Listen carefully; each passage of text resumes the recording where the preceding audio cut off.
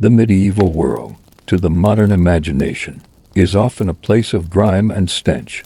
We picture peasants with dirt-caked hands, kings whose toilets are little more than privies on palace terraces, and streets slick with waste and refuse. Yet such images are only partially true and only partially fair. In reality, hygiene in medieval Europe was a complex interplay of culture, climate, religion, and medicine, a strange paradox in which people were at once cautious, inventive, and deeply suspicious of water. To understand why bathing was so rare, we must first understand what cleanliness meant in the medieval mindset.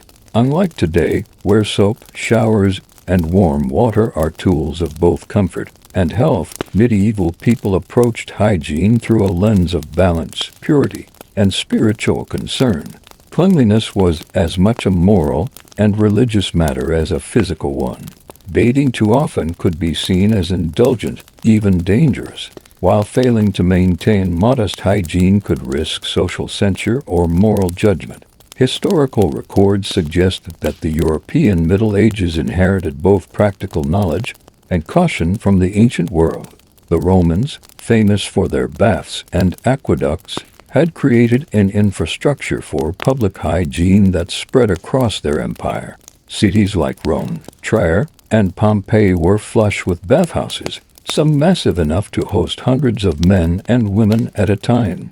Water flowed in heated channels, pools of different temperatures encouraged relaxation and ritual. But the collapse of the Western Roman Empire in the 5th century fractured this infrastructure. Aqueducts crumbled, public facilities fell into disrepair, and the knowledge of running water in cities waned. The church played a paradoxical role in hygiene. On one hand, monastic rules emphasized washing, not merely for comfort, but for ritual purity. Monks and nuns bathed on certain days, washed their hands before meals, and engaged in ablutions tied to prayer. On the other hand, clerical writings often warned against excessive bathing, linking it to vanity, sensuality, or even moral corruption. Water, particularly hot water, was sometimes thought to open the pores and invite disease or even to excite improper thoughts. Religious leaders reminded the faithful that the soul mattered more than the body, and that frequent bathing could be an indulgence of the flesh. Yet water was central to daily life. Rivers, streams, and wells were sources not only of drinking water, but of hygiene in its broadest sense. People washed their hands before meals when possible, rinsed vegetables and meat, and occasionally soaked themselves in tubs. But there were risks. Water could be contaminated, carrying disease in ways they did not understand, and cold water could shock the body. This fear of waterborne illness, combined with moral caution, created a situation in which medieval Europeans were paradoxically aware of cleanliness, but hesitant to pursue it in the way modern societies would consider normal. Bathing, when it occurred, was often a communal affair. Public bathhouses persisted in some towns through the 12th and 13th centuries. In England, France, Germany, and Italy, bathhouses offered more than hygiene. They were social spaces. Patrons would soak, scrub, and gossip, sometimes for hours. These establishments were highly regulated. Separate hours or rooms for men and women, fees for entry, and a variety of attendants to maintain the water and supply herbs or perfumed oils. But communal bathing had its dangers. Disease could spread easily, and moralists condemned the closeness of the sexes. By the late Middle Ages, many cities began restricting or even closing public baths, particularly after outbreaks of plague. For the wealthy, bathing was less frequent but more luxurious. Nobles and merchants had access to tubs and basins, often heated by braziers. They could add herbs, oils, or flowers to their water, creating fragrant bathing rituals that were part hygiene, part indulgence. Wealthy women might soak for hours, attended by servants who washed hair, applied scented powders, and massaged the skin. Even so, they rarely bathed more than a few times a month, guided as much by social custom and seasonal concerns as by cleanliness itself. For peasants and laborers, bathing was more functional than luxurious. A farmer might wash in a river at sunrise, or scrub in a large wooden tub filled with heated water before a festival. Ice-cold winter rivers were avoided, not out of sloth, but out of fear for illness. Water was precious. Heating it took fuel that could be scarce. Instead, many people relied on rubbing the skin with linen cloths, wiping sweat, or sprinkling themselves with scented powders to mask odors. In some villages, herbs such as rosemary, lavender, and mint were placed in clothing or bedding to preserve freshness. Perfume, in these cases, was a proxy for water. Children were a special case. Infants were bathed carefully, often once a week, but parents feared that excessive washing could chill them or damage fragile skin. Rituals surrounded children's hygiene, herbal baths to ward off evil spirits, rites marking developmental milestones, or simple cleansing before attending church. Hygiene in youth was seen as both physical and spiritual, a preparation for moral and social life. Hair and nails, too, were objects of care and concern. Combing, trimming, and treating lice or nits were necessary to avoid social stigma. Hair was often washed with vinegar or herbal infusions rather than water alone. Beards and mustaches were groomed according to fashion and faith. A long beard might signify wisdom, but it could also harbor vermin if neglected. The medieval mind saw grooming as a delicate balance between modesty, practicality, and propriety. The perception of dirt also differed from modern ideas. Body odor, for example, was natural and expected. The medieval nose was attuned to smells differently, conditioned by diet, climate, and social norms. Clothes were changed and aired frequently, sometimes more often than the body was washed. Linen undergarments absorbed sweat and could be laundered, while outer garments were brushed or aired. This system mitigated the lack of bathing without demanding daily immersion. Seasonality governed bathing habits. Summer offered rivers and sunlight. Winter required caution and warmth. Some households bathed only during saint days or feasts, aligning hygiene with ritual. Spring cleaning, which often involved washing clothing and airing bedding, provided an indirect form of bathing for both body and home. Medical theories influenced behavior as well. Galenic medicine emphasized balance of humors, the proper temperature of the body, and the avoidance of excess moisture that could disrupt equilibrium. Water that was too hot or too cold could unbalance humors, inviting fever or infection.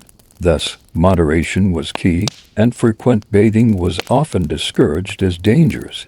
Despite all these restrictions, medieval people did care for their appearance and health. Perfumed cloths, scented oils, and herbal preparations were widely used. People rubbed themselves with powders and balms, bathed selectively, and maintained rituals that kept them socially acceptable and reasonably clean. While modern readers might see these habits as eccentric or insufficient, they were practical, culturally informed, and adapted to the realities of medieval life. In essence, medieval hygiene was a negotiation between fear and necessity, virtue and indulgence, the seen and the unseen. People balanced water and warmth against illness, privacy against communal space, morality against comfort. Their routines were embedded in culture, faith, and environment, creating a system of cleanliness that was strange, intricate, and profoundly human. As we embark on this exploration of medieval bathing habits, we will uncover the paradoxes, why so little water could coexist with such elaborate care, why fear of illness could dictate personal behavior, and why social expectation often outweighed personal desire. In this world, hygiene was not merely a matter of washing. It was an intersection of science, superstition, faith, and survival. To understand the rarity of medieval bathing is to understand medieval life itself. Every tub, river, and basin tells a story not just of soap and water, but of belief, economy, and human ingenuity. In the chapters ahead, we will step into rivers, scrub with herbs, watch children bathe in ancient tubs, and listen to the whispered fears of clergy and physicians. we will see that far from being dirty, the medieval world approached cleanliness with caution, ritual, and creativity, crafting a hygiene that was, in its own way, remarkably sophisticated. To understand medieval bathing habits, one must first trace the lineage of cleanliness back to the ancient world. Europe did not emerge from the Dark Ages devoid of hygiene. It inherited practices, infrastructures, and philosophies from the Greeks and Romans. Yet by the early Middle Ages, much of this knowledge had become fragmented, mistrusted, or transformed beyond recognition. The story of bathing in the medieval period is, in part, a story of what was inherited and what was lost. In ancient Greece, the bath was both practical and philosophical. Gymnasia and public baths served as centers of exercise, socialization, and intellectual discourse. Cleanliness was entwined with virtue. A well-cared-for body was a temple of reason and beauty. Soap, in its rudimentary forms, often mixed with oil and ash, was used to cleanse skin, and Greeks bathed regularly, combining water, oil, and scraping tools called strigils to remove sweat and grime. Rome expanded and systematized these practices. Public bathhouses, or thermae, were ubiquitous in Roman towns. They were architectural marvels, soaring ceilings, mosaics, heated floors, hot and cold pools, steam rooms, and private chambers for social gatherings. Bathing was a daily ritual for many citizens, a chance to cleanse, socialize, and relax. Wealthy Romans could bathe at home, but most relied on communal facilities. These baths were also instruments of civic pride, funded by emperors or local magistrates, symbols of civilization itself. Yet by the 5th century, the Roman Empire had collapsed in the West. Cities shrank, aqueducts fell into ruin, and bathhouses decayed. Without the infrastructure to deliver water efficiently, and without the social stability to maintain hygiene, bathing became less accessible. The shift was both practical and ideological. Water, once abundant and celebrated, became scarce and suspect. The Germanic tribes that moved into former Roman territories brought different customs. Their hygiene practices were often simpler, more rustic. They preferred rivers, streams, or lakes for bathing, though frequency was limited by climate and labor demands. In the cold winters of northern Europe, immersion in icy waters was avoided unless ritualized or necessary. Bathing became seasonal, tied to festivals or special occasions rather than daily routine. The Church played a critical role in the preservation or suppression of bathing practices. Monasteries continued the Roman tradition to some extent. Monks performed regular ablutions, washed their hands before meals, and maintained some rudimentary plumbing or water storage systems. Yet in secular society, attitudes shifted. Water, particularly when associated with nakedness or leisure, could be seen as morally suspect. Bathing, in some contexts, became linked with lust and indulgence, while dry cleanliness, rubbing with cloths, applying perfumes, and airing clothes was encouraged as sufficient for virtue. Medieval Europe was thus in a peculiar position. It inherited the technical knowledge and the cultural significance of bathing, but it also inherited fear, superstition, and moral scrutiny. Knowledge of public baths, private tubs, and hygiene tools persisted, but often in distorted forms. By the 12th century, bathhouses still existed in cities like Paris, Cologne, and London, but they were increasingly regulated. Ordinances dictated who could enter, at what times, and how men and women were segregated. Gossip and moral panic often accompanied the bathhouse, warning that such places were rife with vice, disease, and temptation. Interestingly, some elements of Roman bathing survived in ritualized ways. Steam rooms and heated water were occasionally maintained in monasteries or palaces, often for therapeutic purposes rather than social pleasure. Herbs, flowers, and oils scented water in ways reminiscent of Roman luxury, but the communal and public aspect of bathing gradually receded. Medieval people were left to improvise, adapt, or avoid water entirely, relying on alternatives that were sometimes ingenious, sometimes desperate. Climate and geography also played a role. Northern Europe, with its long, harsh winters, made outdoor bathing in rivers dangerous or impossible for much of the year. Even in warmer southern regions, fear of infection and the perception of water as a vector for illness constrained practice. People developed layered strategies for cleanliness: frequent washing of hands and face, airing of garments and bedding, and the application of perfumes or powders. Water was conserved, and immersion became an event rather than a routine.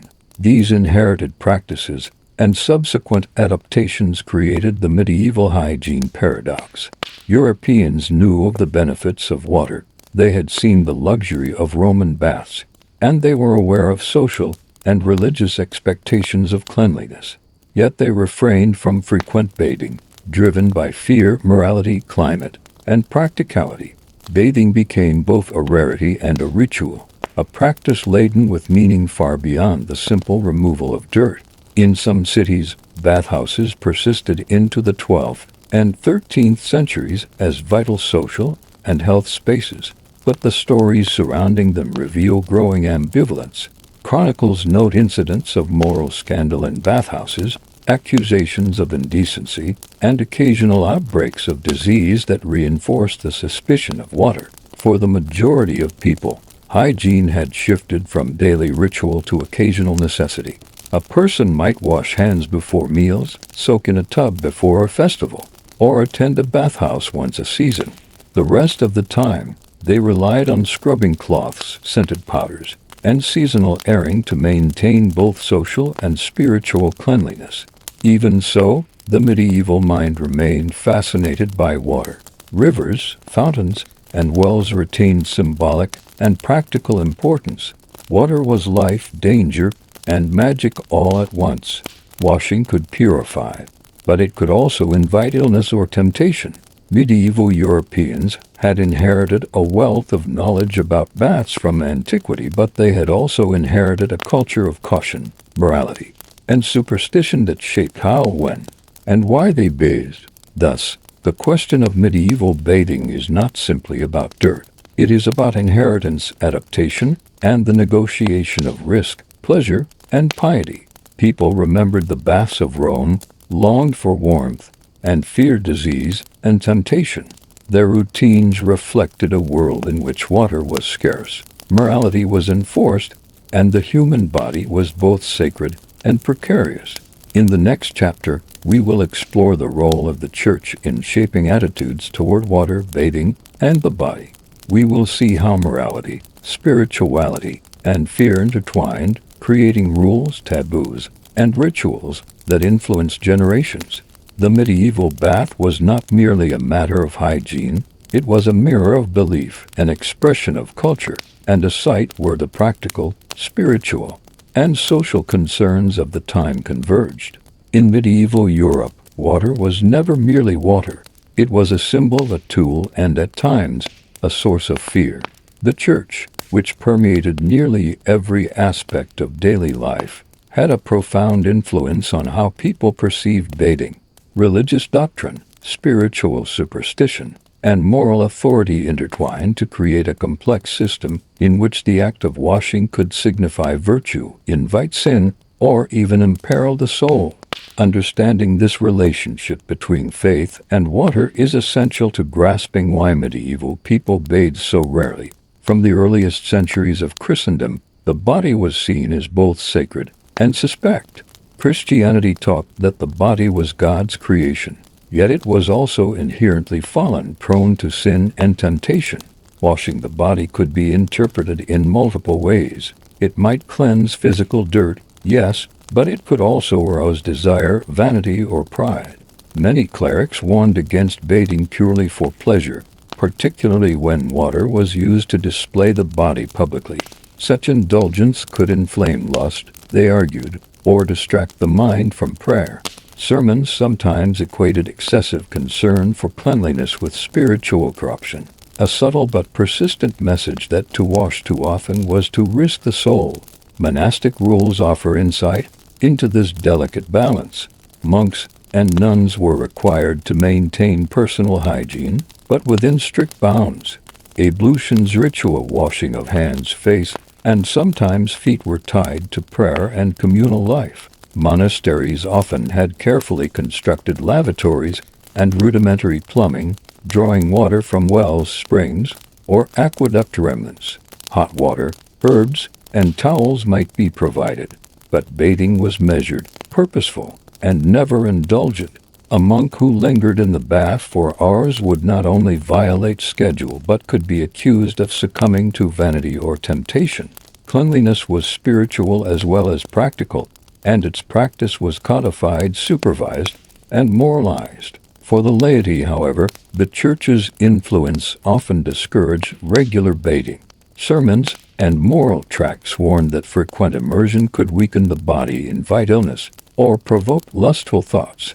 Women were particularly admonished, as public bathing might be seen as immodest or provocative. Holy men stressed that physical appearance should reflect inner purity, not vanity. The medieval ethos placed moral hygiene above bodily hygiene. Cleanliness of soul outweighed cleanliness of skin. Water itself was morally ambivalent. Rivers and streams were sources of life, yet also sites of temptation and danger. Bathing in a river could cleanse the body, but the nakedness required especially for women was a source of anxiety. Tales abound of river spirits or demons punishing those who bathed inappropriately, reflecting an enduring cultural link between water and supernatural judgment. Such beliefs reinforced the Church's cautious stance. The body must be kept modest, and exposure to water controlled. The calendar also regulated when washing was permissible. Certain days, particularly fasts or holy observances, discouraged immersion in water. Excessive washing on holy days could be interpreted as selfish or distracting. Conversely, certain festivals encouraged purification. Ritual baths before baptism, holy days, or pilgrimage were occasions where immersion was morally sanctioned, even desirable. Yet these events were exceptions, not the rule. Most people bathed infrequently, balancing fear, devotion, and practicality. The Church's teachings also intersected with medical theory. Humoral medicine, widely accepted in medieval Europe, emphasized the balance of blood, phlegm, black bile, and yellow bile. Excessive exposure to water, especially cold water, was thought to disturb these humors, weakening the body and making it susceptible to fever or pestilence. Clerics, often educated in rudimentary medicine, advised moderation. Bathing was not forbidden, but it was to be undertaken with care, warm water, brief duration, and preferably in private or ritualized settings. Paradoxically, the Church also used water as a tool for holiness and healing. Baptism, holy water, and ritual ablutions imbued water with spiritual significance. Pilgrims bathed in sacred springs, and local saints' wells were sites of both physical and spiritual cleansing. Yet these occasions reinforced the notion that water was exceptional, meant for ritual or necessity rather than routine hygiene. Ordinary bathing was thus framed as morally suspect, socially regulated, and infrequently practiced. Bathhouses, when permitted, existed under strict Church oversight. Some towns imposed clerical inspections or regulations to prevent sinful behavior. Men and women were segregated. Moral conduct was enforced. Perfumed oils and herbs might be mandated to discourage lustful thoughts.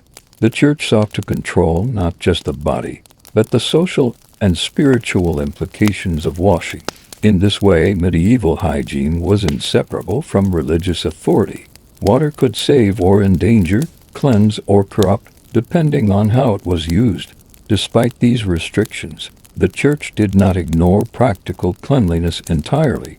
Monasteries emphasized clean water for drinking and cooking. Latrines were maintained, and ritual washing before meals or prayers was common. In essence, the Church's stance was not anti-hygiene. It was a nuanced attempt to regulate bodily practices within moral and spiritual frameworks. For most of the population, however, these lessons resulted in infrequent bathing, reliance on dry cleaning methods, and a cautious approach to water that shaped medieval life in profound ways. Even in towns where bathhouses persisted, moral suspicion lingered. Clerics warned of indecent exposure, whispered about immoral liaisons, and sometimes denounced entire establishments. Epidemics, too, reinforced these warnings. During outbreaks of plague or dysentery, authorities often closed public baths, associating communal water with contagion. For the ordinary medieval person, then water was both necessary and dangerous, desirable and morally ambiguous. The medieval church's influence on bathing illustrates a broader theme. Cleanliness was never merely physical. It was spiritual, social, and deeply entangled with morality. Water could cleanse, but it could also tempt. It could heal, but it could harm. People learned to navigate these contradictions carefully, bathing rarely, when morally sanctioned, and relying on alternative methods, rubbing with cloths, dusting with powders, or using herbal fragrances to maintain the semblance of cleanliness. In this way, medieval hygiene was a negotiation between faith, fear, and practicality. It was shaped not just by access to water, but by the Church's moral authority, cultural norms, and medical theory. Water was sacred, and bathing was ritual and indulgence. Cleanliness was virtue and danger. Understanding this paradox helps explain why, despite the availability of rivers, wells, and remnants of Roman baths, medieval Europeans bathed far less frequently than modern sensibilities might assume. In the next chapter, we will explore the physical spaces of medieval bathing, the bathhouses, private tubs, and improvised bathing areas that served as the stage for these rituals. We will see how architecture, design, and social conventions created environments where hygiene, morality, and superstition intersected. Through these spaces, we can glimpse the complex, often contradictory world of medieval cleanliness. The medieval bathhouse was more than a place to remove grime. It was a social, cultural, and sometimes moral arena where the complexities of medieval life were distilled into steam, wood, and heated water. Far from the private bathrooms we know today, these establishments were public spaces, places of conversation, commerce, and observation, yet also sites of suspicion, regulation, and moral scrutiny. Understanding the bathhouse provides a window into the peculiar interplay of hygiene, society, and fear in medieval Europe. Bathhouses could be found across much of Europe, though their prevalence varied with geography, climate, and local custom. Southern cities, such as Paris, Venice, and Florence, boasted elaborate facilities. Some bathhouses were lavish, with heated rooms, multiple tubs, and attendants providing soap, towels, and fragrant oils. Northern regions, in contrast, often relied on river or lake bathing, with simpler wooden structures built for privacy or seasonal use. Regardless of location, bathhouses served multiple functions beyond mere cleaning. They were centers of communication, where townspeople exchanged news, discussed trade, or debated politics. The bathhouse, in essence, was a communal salon built around the ritual of immersion. The architecture of a bathhouse reflected its multifunctional purpose. The entry often led to a changing room, where visitors removed clothing and stored belongings in simple cubbies or on hooks. Heat was provided by braziers or hypocaust-style channels, similar in principle to the Roman systems that survived in pockets across Europe. Rooms might be divided by temperature, hot, warm, and cold, allowing patrons to move gradually through heat and steam. Pools or tubs were often constructed of stone or wood, sometimes lined with lead or copper to retain warmth and prevent leaks.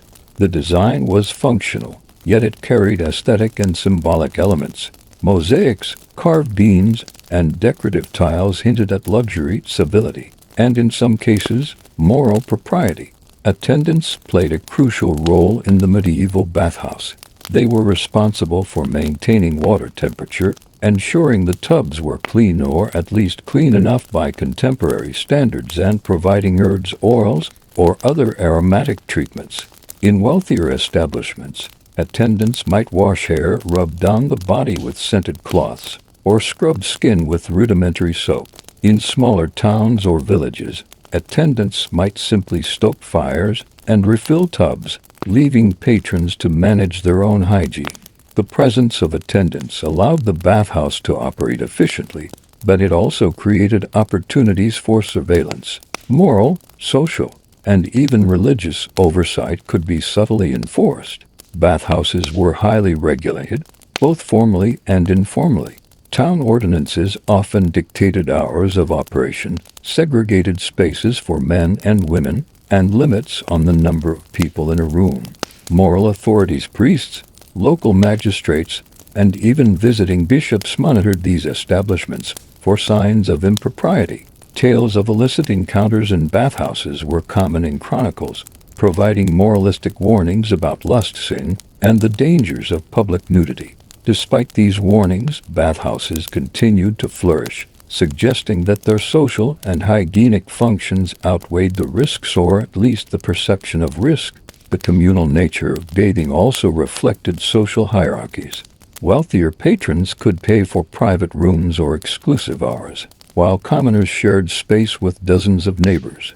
In some towns, separate entrances or tiers of tubs ensured that status was maintained even in water. Patrons might arrive for a quick soak, a long conversation, or both. Gossip and news were exchanged as readily as soap and water. Bathing was, therefore, not merely a private act of cleanliness, but a socially embedded performance in which one's reputation, manners, and comportment were constantly observed. Herbs and fragrances were integral to the bathhouse experience. Rosemary, lavender, rose petals, and other aromatic plants were added to water to mask odors, promote relaxation, and in some beliefs, ward off disease. Perfumes were thought to have almost medicinal properties.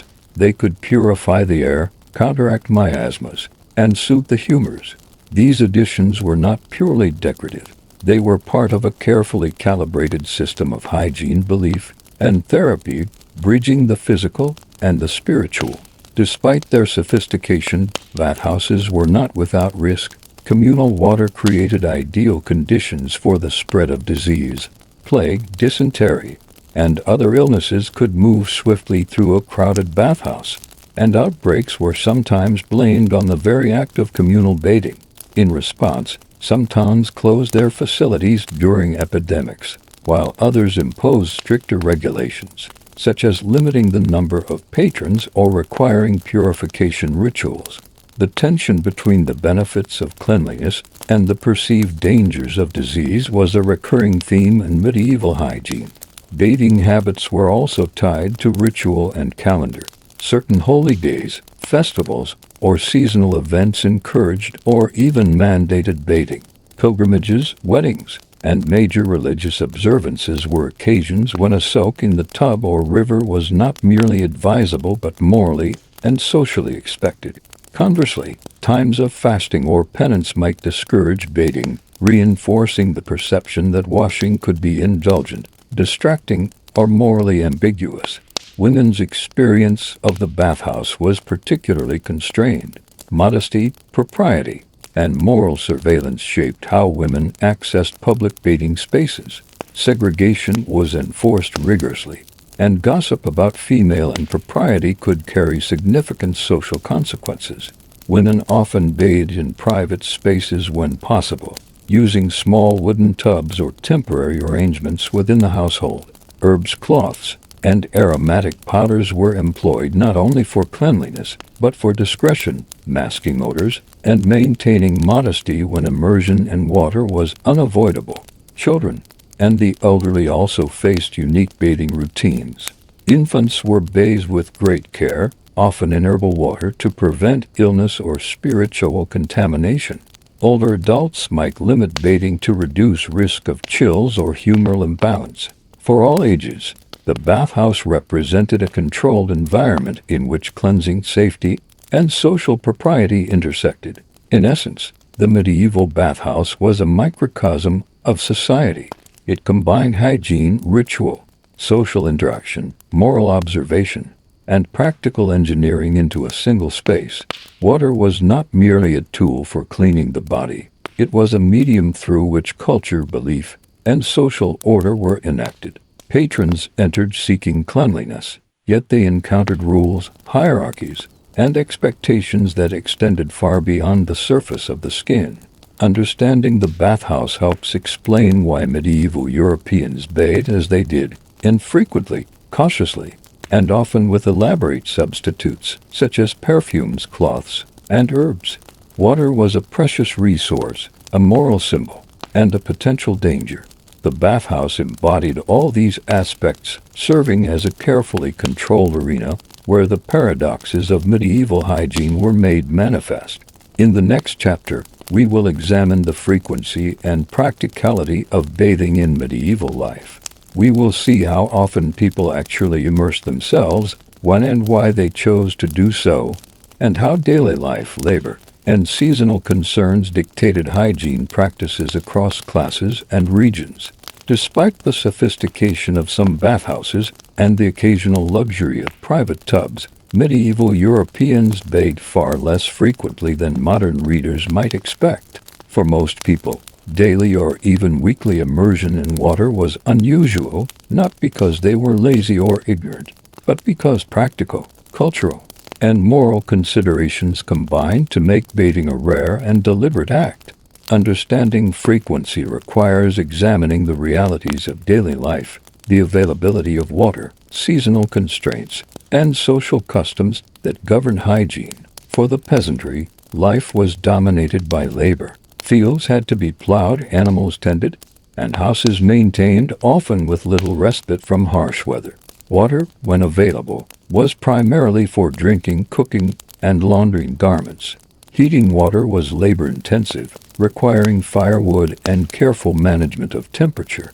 To fill a large tub for bathing could demand hours of work and impracticality for those whose time was measured by toil and survival. Consequently, most peasants relied on partial washing. Hands, face, and feet might be scrubbed daily or semi-regularly, but full-body immersion was reserved for special occasions. These special occasions were often linked to religious, social, or seasonal events. Feast days, saint days, weddings, and important community celebrations provided moral and social justification for bathing. A festival might be accompanied by a ritual bath in a river, the soak in a communal tub, or washing before attending Mass. Bathing, in these instances, was not merely hygienic. It was ceremonial, a public demonstration of propriety, respect, and readiness to participate in community life. Missing such an occasion could carry social censure, as a person who appeared unwashed or disheveled might be perceived as negligent, impious, or unfit to participate in communal affairs. Even for the wealthy, bathing frequency was moderated by season and concern for health. Immersion in cold water during winter was considered dangerous, potentially disturbing the balance of humors and making the body susceptible to fever or respiratory illness. In summer, bathing was easier and more frequent, but still constrained by practicality and custom. Nobles and merchants might bathe once every 2 or 3 weeks, occasionally more often before significant social or religious events, but rarely as a routine daily practice. Between baths, hygiene was maintained through rubbing the skin with cloths, airing garments, and using perfumes or herbal powders. The church also influenced frequency. Certain religious calendars discouraged bathing at specific times, associating immersion with vanity or bodily indulgence. Conversely, baptism, holy days, and pilgrimage necessitated bathing, providing spiritual as well as social impetus. Clerical guidance emphasized moderation. Wash when necessary or when morally sanctioned, but avoid excessive indulgence. Water, in this sense, was not a routine tool but a controlled medium, to be employed with caution and respect. Practical concerns extended beyond the home. Access to clean water could be difficult, particularly in urban areas with contaminated rivers or limited wells. Crowded cities made private bathing spaces rare, and the risk of disease in public bathhouses further limited frequency. Epidemics, plague, dysentery, and other contagious illnesses reinforced caution. Local authorities sometimes closed bathhouses during outbreaks, associating water with contagion and infection. These closures served as both precaution and moral reinforcement, reminding citizens that hygiene was intertwined with prudence, social order, and religious observance. Labor, climate, and geography also dictated habits. Northern Europeans faced long, harsh winters, limiting river bathing and necessitating indoor arrangements that were difficult and costly to maintain.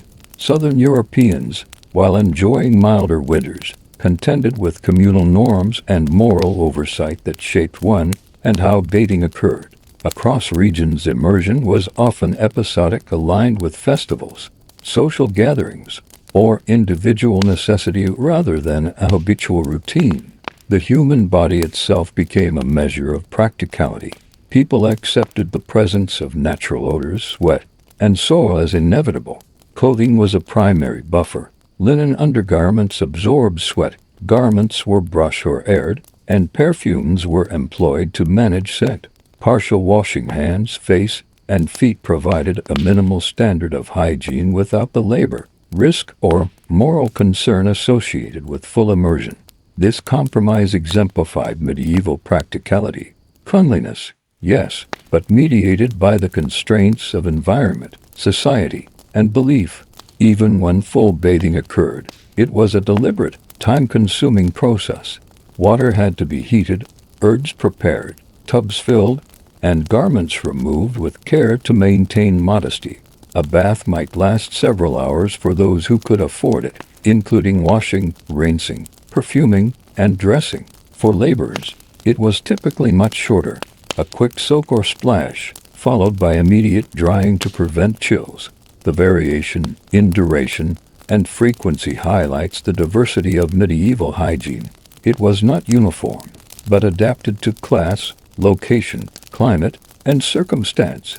Hygiene practices were also intertwined with personal and social identity. To neglect washing entirely was to risk social scorn. To bathe too frequently was to flirt with moral censure. People navigated these expectations carefully, balancing their own comfort with the perception of propriety. Festivals, weddings, religious observances, and community events provided structured opportunities for bathing, reinforcing the idea that immersion was as much about social conformity and spiritual readiness as it was about physical cleanliness. In essence, medieval bathing was a compromise. Infrequent immersion supplemented by partial washing, fragrant herbs, clothing care, and practical routines. Frequency was dictated by necessity, social custom, moral guidance, climate, and labor demands. The very rarity of full bathing amplified its significance, making each occasion a conscious act imbued with ritual, caution, and social meaning. In the next chapter, we will explore the fears that shaped this infrequency, the medieval obsession with illness, miasmas, and humoral imbalance. We will see how fear of disease, reinforced by misunderstanding of water's effects, constrained bathing habits and contributed to the paradox of medieval hygiene, a society deeply concerned with cleanliness, yet hesitant to engage fully in its practice. In medieval Europe, water was a source of life and a source of dread. While modern readers might assume that medieval people avoided bathing simply because of laziness or ignorance, a deeper examination reveals a profound fear of illness, some of it rational, much of it rooted in misunderstanding. Disease shaped every aspect of life, and water, paradoxically, was both a necessity for survival and a potential vector for harm. This fear fundamentally influenced why medieval Europeans bathed so rarely. The medical understanding of the time was dominated by humoral theory. Galen, Hippocrates, and their interpreters taught that the human body contained four humors: blood, phlegm, black bile, and yellow bile, whose balance dictated health. Sudden changes in temperature, excessive moisture, or prolonged exposure to cold water could disrupt this balance, weakening the body and making it vulnerable to fever, chills, or other illnesses. Bathing, particularly in cold water, was therefore approached cautiously. Even well-meaning immersion could, in the eyes of contemporary physicians and clergy, trigger illness, especially in children, the elderly, or the already sick. The fear of disease was reinforced by observation, not always accurate but compelling. Epidemics, plague, dysentery, typhoid, cholera swept through towns and villages with terrifying speed. People noted that sickness often followed exposure to water without understanding why. Water in rivers or public baths was communal, stagnant in parts, and sometimes contaminated with human or animal waste. Even without germ theory, medieval observers correctly associated water with the spread of illness, though their explanations relied on the language of miasma, bad air or spiritual impurity. The conclusion was clear: too much water, or water used carelessly, could be deadly. Seasonal factors exacerbated fear. Winter rivers were freezing, bathing risked hypothermia. Summer rivers, while warmer, carried disease and parasites. Rainwater collected in barrels or tubs could become foul quickly, especially in towns with poor sanitation. Local folklore amplified these dangers. Legends of spirits or demons inhabiting stagnant pools warned that careless bathing could invite misfortune. The message was consistent: water was valuable, but dangerous, and should be used sparingly and wisely. Public bathhouses, which might have been hubs of cleanliness, were particularly feared during outbreaks. Chronicles from the 14th century recount authorities shutting down these establishments during plague years, citing their role in spreading disease. Patrons themselves might hesitate to bathe, fearing contagion, crowded spaces, or accidental exposure to others' ailments. The risk of illness intertwined with moral suspicion. Public baths were simultaneously tempting and threatening, promising cleansing but potentially delivering death. Even when illness was not obvious, the body's susceptibility influenced behavior. People were advised to avoid bathing immediately after labor, exertion, or illness, and to limit water exposure during extreme weather. Rumors abounded that bathing could open the pores to evil humors, allowing sickness to enter the body. Women, particularly pregnant or menstruating, were cautioned to wash sparingly, lest water disturb internal balance. Bathing became a delicate calculation. Too little risked social disapproval or spiritual impurity. Too much risked physical illness. Herbal infusions and scented water were common mitigations. Rosemary, lavender, mint, and other aromatic herbs were added to water not only for fragrance but because they were believed to counteract miasmas and repel harmful spirits. People rubbed themselves with cloths soaked in herbal water rather than submerging fully, a compromise between cleanliness and safety. Perfumed powders and fragrant oils served a similar function. They masked odors and provided a semblance of hygiene without exposing the body to perceived dangers. This fear of waterborne illness extended beyond personal bathing. Drinking water, washing dishes, and laundering clothing all carried risk. Wells were monitored carefully, rivers were avoided in certain seasons, and rainwater was collected with caution. Hygiene was thus mediated through prudence, ritual, and substitution, washing hands before meals, rubbing the body with dry cloths, airing clothing, and perfuming skin. These practices allowed people to maintain a baseline of cleanliness without courting the dangers associated with full immersion. The influence of humoral theory, combined with observation and superstition, created a paradoxical situation. People understood the benefits of water, but were convinced of its potential harms. Cleanliness was desirable, even morally and socially important, yet frequent bathing was framed as risky, indulgent, or morally questionable.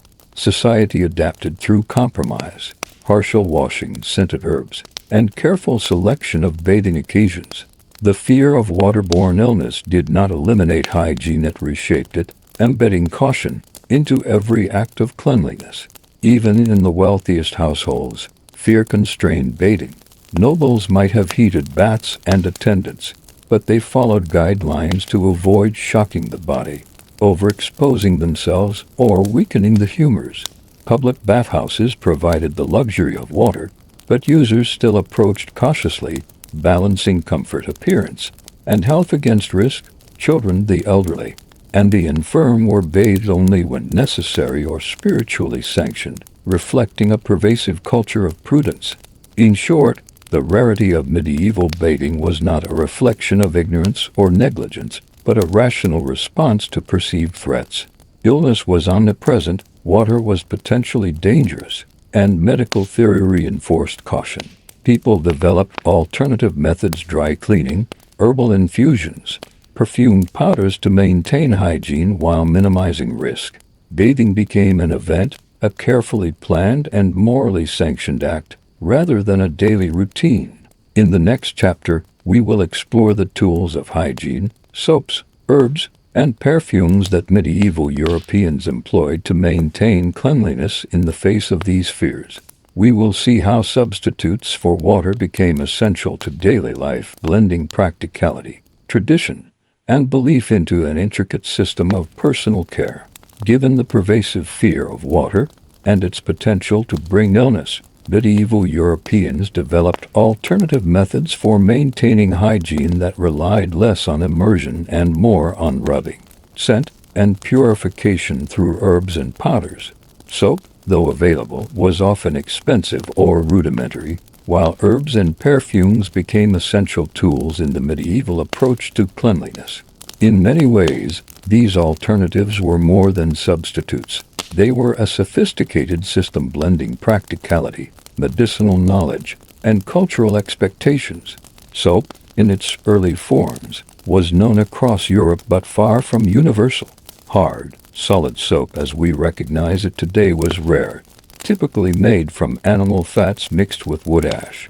It was expensive and often reserved for the wealthy. In some regions, particularly in the Mediterranean, soap making had a longer tradition, and merchants sold scented or medicinal soaps made from olive oil, herbs, and even imported perfumes. For the common person, however, soap was a luxury, and the cleaning process relied more on rubbing the skin with coarse cloths, scrubbing hands and face, and using water sparingly to avoid chilling or imbalance of the humors. Herbs played a central role in hygiene, both as fragrance and as a believed preventative against disease. Lavender, rosemary, thyme, sage, and mint were among the most common, and they were used in multiple forms, sprinkled into tubs, steeped in hot water for a fragrant wash, or sewn into clothing and bedding. The scent of herbs was not merely cosmetic, it was considered protective, able to ward off miasmas, repel vermin, and purify both body and air. Women might rub their skin with cloths infused with herbal water, while men used scented oils to mask odors caused by labor or lack of bathing. Perfumes were another essential aspect of medieval hygiene. Though again often a luxury, simple scents could be produced from flowers, herbs, and fermented alcohol. Distilled rosewater, scented oils, and powders were applied liberally to the skin, hair, and clothing. Perfume functioned on multiple levels. It improved personal appearance, masked natural body odors, and reinforced social and moral propriety. A fragrant person was perceived as refined, careful, and morally upright, whereas a strong, unpleasant odor could suggest negligence, poverty, or even sin. In addition to herbs and perfumes, powders and balms served practical and symbolic purposes. Powders made from ground minerals, flowers, or fragrant woods were applied to the skin and hair, absorbing sweat and providing a layer of cleanliness when washing with water was impractical. Balms, ointments, and pomades treated skin, hair, and even nails, helping to maintain the body in a state considered both healthy and socially acceptable. These practices reflected a sophisticated understanding of substitution. When water was feared scarce or inconvenient, fragrant and absorbent materials could maintain a standard of hygiene sufficient for both health and propriety. Certain herbs and compounds also carried medicinal significance. Rosemary and sage were believed to improve circulation and strengthen the humors. Lavender was thought to calm the mind and protect against infection. In effect, Medieval hygiene was inseparable from medieval medicine. Rubbing the body with herbal cloths, dabbing scented oils, or adding aromatic herbs to clothing and bedding provided both a sense of cleanliness and a protective measure against the unseen threats of illness. In the absence of germ theory, these practices represented an ingenious adaptation to perceived dangers. For the wealthy, the ritual of scent and herbs could be elaborated. Baths might be filled with water infused with rose petals, lavender, or chamomile. Attendants would scrub the body with scented cloths, massage it with perfumed oils, and dry it carefully to avoid chills. Clothing was aired and perfumed, and personal spaces were similarly treated, with dried herbs, flowers, and incense maintaining a pleasant and protective environment. Even without frequent immersion, the combination of herbs, powders, and oils allowed the wealthy to maintain a socially approved and medically rational form of hygiene. The lower classes adapted these practices more practically. Herbs might be scattered in shoes, tucked into hats or collars, or worn as sachets. Clothing was scrubbed and aired, and fragrant powders sprinkled on garments or bedsheets. While full-body immersion was rare, these measures provided a semblance of cleanliness, protected against disease as best understood at the time, and allowed the person to maintain social acceptability in a culture attentive to odor, appearance, and morality. Children were similarly cared for with herbs and perfumes when bathing was impractical or risky. Infants were sometimes bathed in water infused with aromatic herbs, while older children might be rubbed with herbal cloths or sprinkled with scented powders. These practices were often intertwined with ritual and superstition. Aromatic herbs were believed to ward off evil spirits, ensure health, and prepare children for social integration. The act of cleaning became not only practical but symbolic, a measure of protection, propriety, and care. Even in an era of limited water use, medieval Europeans developed a rich sensory culture on hygiene. Smell, texture, and ritual replaced constant washing. Cloths, powders, oils, and herbs provided alternatives that addressed the physical, social, and spiritual dimensions of cleanliness. Water, though central, was mediated by caution and supplemented with ingenious substitutes. These practices reveal a society deeply concerned with hygiene, even when immersion was infrequent. Ultimately, soap, herbs, and perfume allowed medieval people to maintain a sense of personal cleanliness within a framework dictated by practicality, morality, and medical theory. They offer a glimpse into the adaptability and creativity of a culture negotiating fear, desire, and the limits of daily life. Medieval hygiene was neither simplistic nor neglectful. It was a complex, nuanced system in which fragrance, texture, and ritual supplanted frequent bathing, providing an intricate alternative that sustained both health and social propriety.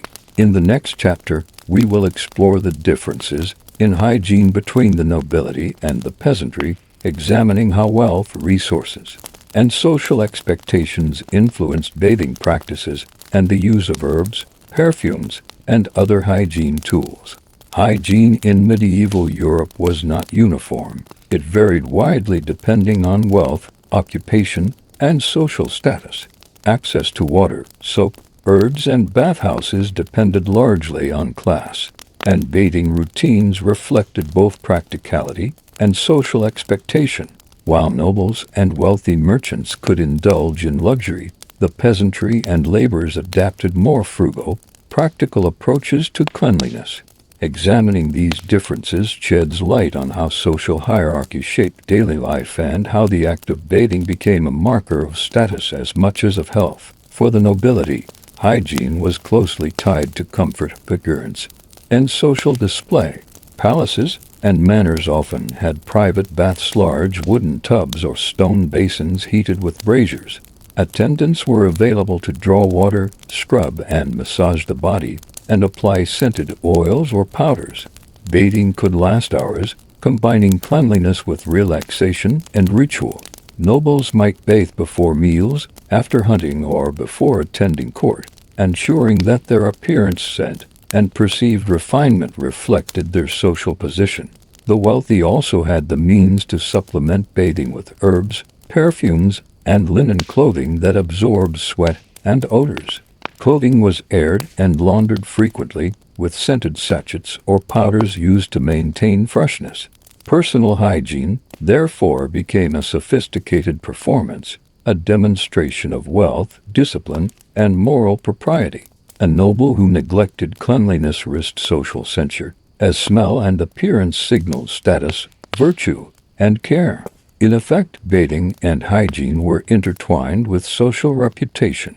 Merchants and urban dwellers occupied a middle ground. They might have access to communal bathhouses or private tubs in larger homes, but resources were more limited than for the nobility. Bathing frequency depended on time, labor, and wealth. Immersion might occur weekly, monthly, or seasonally, often coinciding with market days, religious festivals, or significant social events. These urban dwellers relied heavily on herbs, perfumes, and powders to maintain hygiene between baths. In this way, practical necessity merged with social expectation. Cleanliness was important, but full immersion was occasional rather than routine. For peasants and laborers, hygiene was even more constrained. Daily life demanded physical labor from dawn to dusk, often in fields, forests, or workshops. Exposure to dirt, sweat, and environmental grime was unavoidable, yet water was scarce and heating it labor-intensive. Full-body baths were reserved for festivals, holy days, or infrequent special occasions. In the meantime, partial washing hands, face, feet, and the use of herbs or perfume powders provided a basic level of cleanliness. Clothing was a key tool. Linen garments absorbed sweat and were laundered when possible, while outer layers were brushed or aired to remove soil and odor. Despite these limitations, the peasantry maintained a sense of hygiene that balanced practicality, health, and morality. Herbal sachets, linen undergarments, and dry scrubbing were widespread, and care was taken to present oneself respectably at church, market, or communal gatherings. Cleanliness was therefore not the exclusive domain of the wealthy. It was adapted to resources and environment, reflecting a society in which appearance, health, and propriety were closely linked. Social hierarchy also influenced access to public baths. Wealthier citizens could afford exclusive hours, private rooms, or attendants, while commoners shared crowded tubs and communal facilities. Gender segregation was enforced, and moral oversight ensured that bathing did not transgress social norms. These distinctions reinforced the idea that bathing was not only a practical necessity but a social performance. Who could bathe, where, and how often became a marker of class, propriety, and respectability. Children's hygiene reflected both age and class. Noble children were bathed in fragrant water, with attendants managing the process carefully. Peasant children might be washed in rivers or wooden tubs with herbal infusions when available. Special attention was given to infants, for whom bathing carried both practical and spiritual significance. Proper hygiene was seen as essential for health, social integration, and moral upbringing regardless of social status, though the methods and frequency varied considerably. The elderly and infirm faced further constraints.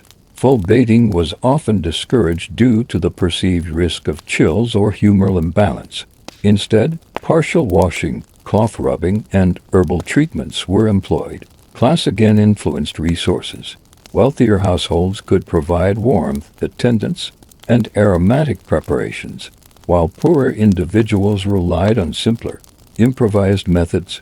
Hygiene, therefore, was not merely a matter of desire or knowledge. It was shaped by the physical realities of life, health, and social position. Seasonality played a role across all classes. Winter bathing was rare due to the risk of illness and difficulty heating water, while summer offered greater opportunity for immersion in rivers, lakes, or tubs. Festivals and religious observances created additional opportunities, but the underlying pattern remained: frequency, and method were determined by a combination of resources, risk, social norms, and moral guidance. Ultimately, hygiene in medieval Europe was a complex negotiation between necessity, fear, and status. Wealth provided access to water, tools, and leisure, enabling more frequent and elaborate bathing. Poverty imposed limits, demanding ingenuity and compromise. Across all classes, however, the goal remained the same: maintaining health, moral propriety, and social respectability. Even when immersion was rare, medieval Europeans found ways to adapt, using herbs, perfumes, and clothing to bridge the gap between ideal cleanliness and practical reality. In the next chapter, we will examine the bathing habits of children and infants in greater detail, exploring how medieval parents navigated the delicate balance of safety, cleanliness, and ritual in caring for the youngest members of society. Hygiene for children and infants in medieval Europe was a careful balancing act of health, morality, and superstition. While adults often relied on partial washing, herbs, and perfumes, the youngest members of society required special attention because their vulnerability to illness, combined with their moral and spiritual symbolism, made them central to the medieval approach to cleanliness. Bathing practices for children were shaped by practical concerns, humoral theory, and ritual expectations, creating a system that was both protective and highly structured. Newborns were bathed with caution. It was believed that infants were particularly susceptible to imbalances of the humors, and exposure to cold or excessive moisture could easily lead to fever, chills, or death. Therefore, bathing often involved small amounts of warm water, sometimes infused with herbs such as rosemary, chamomile, or lavender. These herbs were thought to purify the infant, strengthen their humors, and protect against spiritual or physical danger. Bathing was not simply about cleanliness. It was a ritual act intended to safeguard the fragile life of the newborn. In many households, a wooden tub or basin served as the primary bathing vessel. Water had to be heated over a fire, carefully monitored for temperature, and supplemented with fragrant or medicinal herbs to provide both physical and spiritual protection. Mothers or attendants would gently wash the infant, using soft cloths to avoid skin irritation, and then dry the baby immediately to prevent chills. Oils or salves might be applied afterward to nourish the skin and provide a protective layer. These practices reflected a nuanced understanding of the risks involved, blending sensory care, medicinal theory, and moral concern. For slightly older children, bathing became more flexible but still cautious. Periodic immersion in tubs, rivers, or lakes was permitted, especially during warm months or on special occasions. Festivals, church holidays, and visits to holy wells provided structured opportunities for communal or ritualized bathing. In these contexts, the act of washing was symbolic as well as practical. It demonstrated cleanliness, spiritual readiness, and adherence to social norms. Herbs and perfumes continued to supplement water, ensuring that children were both physically clean and socially presentable. Practical concerns often limited the frequency of full bathing.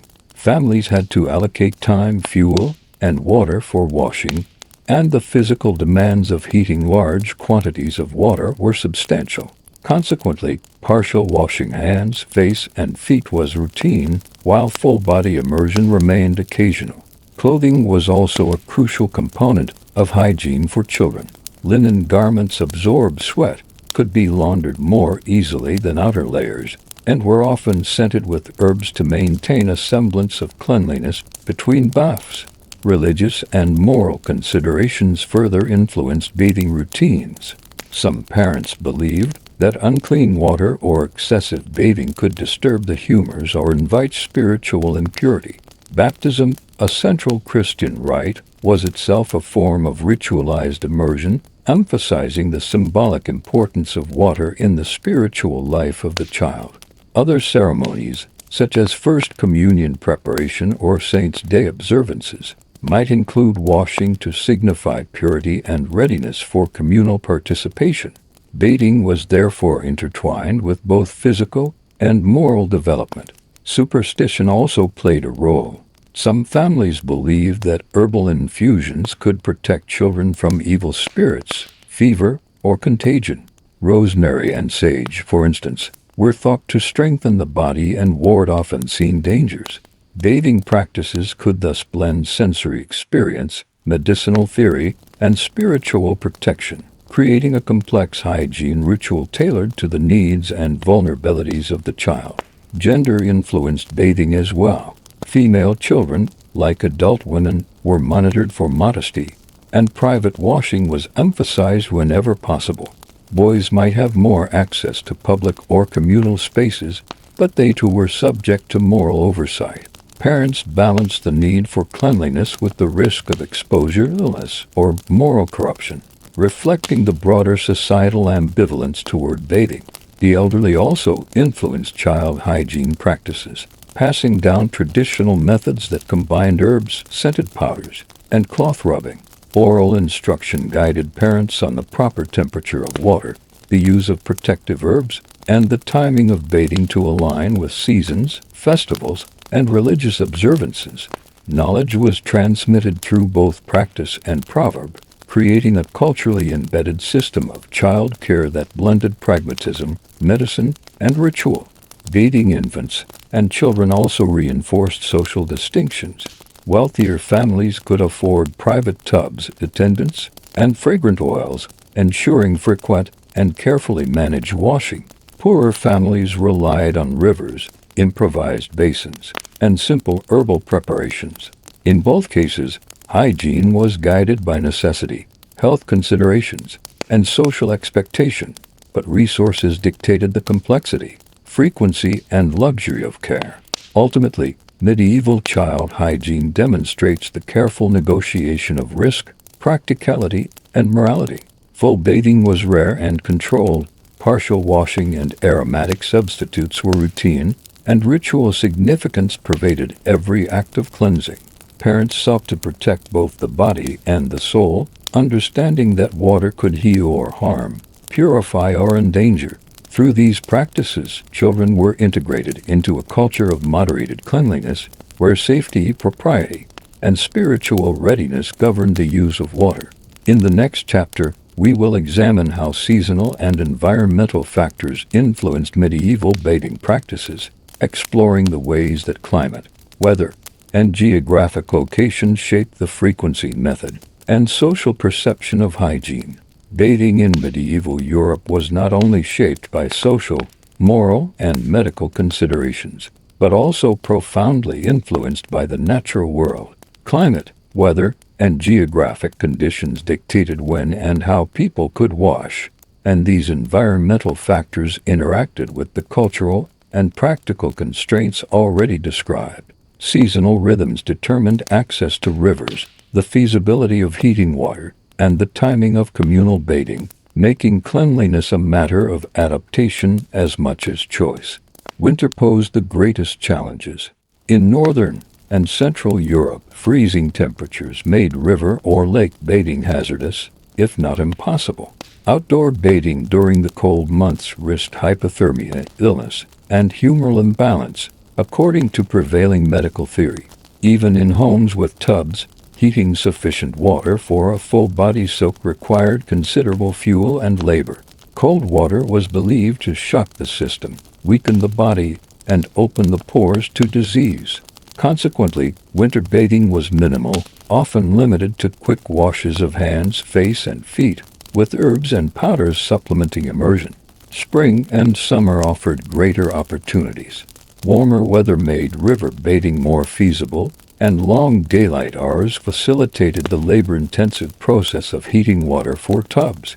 Seasonal festivals, agricultural breaks, and religious observances often coincided with these months, creating socially acceptable occasions for full-body immersion. Pilgrimages, saints' day celebrations, and communal feasts provided moral justification for bathing, allowing people to reconcile hygiene with propriety and superstition. Herb-scented powders and perfumes continued to be used to enhance the experience and counter lingering concerns about disease. Geography played a central role in determining bathing practices. In riverine or coastal regions, access to flowing water made immersion easier, though it still required care. Stagnant ponds or marshes were often avoided due to both perceived danger and practical inconvenience.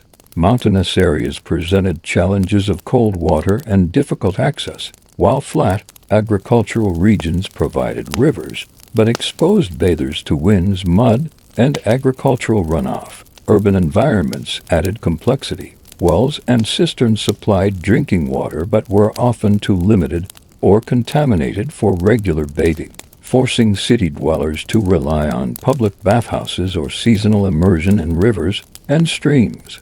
Local infrastructure further influenced practices. Towns that inherited Roman aqueducts or sophisticated well systems could support more frequent bathing for wealthier citizens. Cities with bathhouses and heated facilities allowed for controlled indoor bathing, while villages depended on natural water sources, rudimentary tubs, or improvised basins. Even when water was accessible, fuel shortages, labor demands, and weather conditions could restrict bathing to special occasions, reinforcing the episodic nature of medieval hygiene. Climate and weather also interacted with social and moral perceptions of bathing. Cold or stormy days discouraged immersion, but rainy seasons or humid conditions increased awareness of body odor and the need for cleansing. Excessive sweating during hot summers prompted partial washing, rubbing with cloths, or the use of herbs and powders. Medieval people developed adaptive strategies that balanced environmental realities with health concerns, moral expectations, and social propriety. Rural labor schedules affected bathing as well. Peasants worked long hours in the fields, often exposed to mud, sweat, and animal waste. Rivers provided convenient washing sites in summer, but labor obligations limited time for immersion.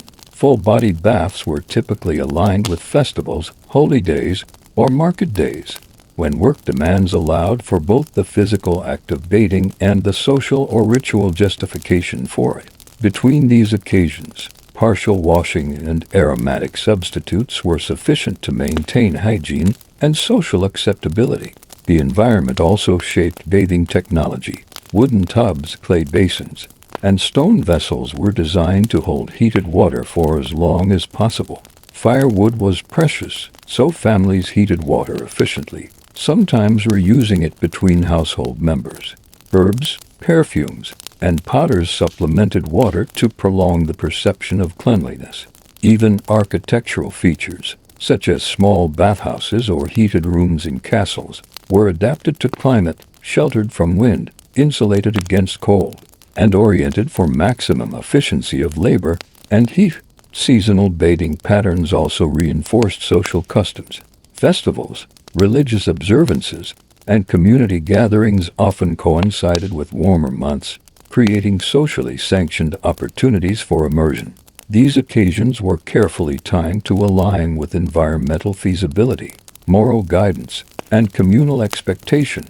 Conversely, winter months emphasized caution. Full immersion was risky, water scarcity was practical, and partial washing combined with aromatic enhancements sufficed. In sum, medieval bathing was inseparable from the natural environment.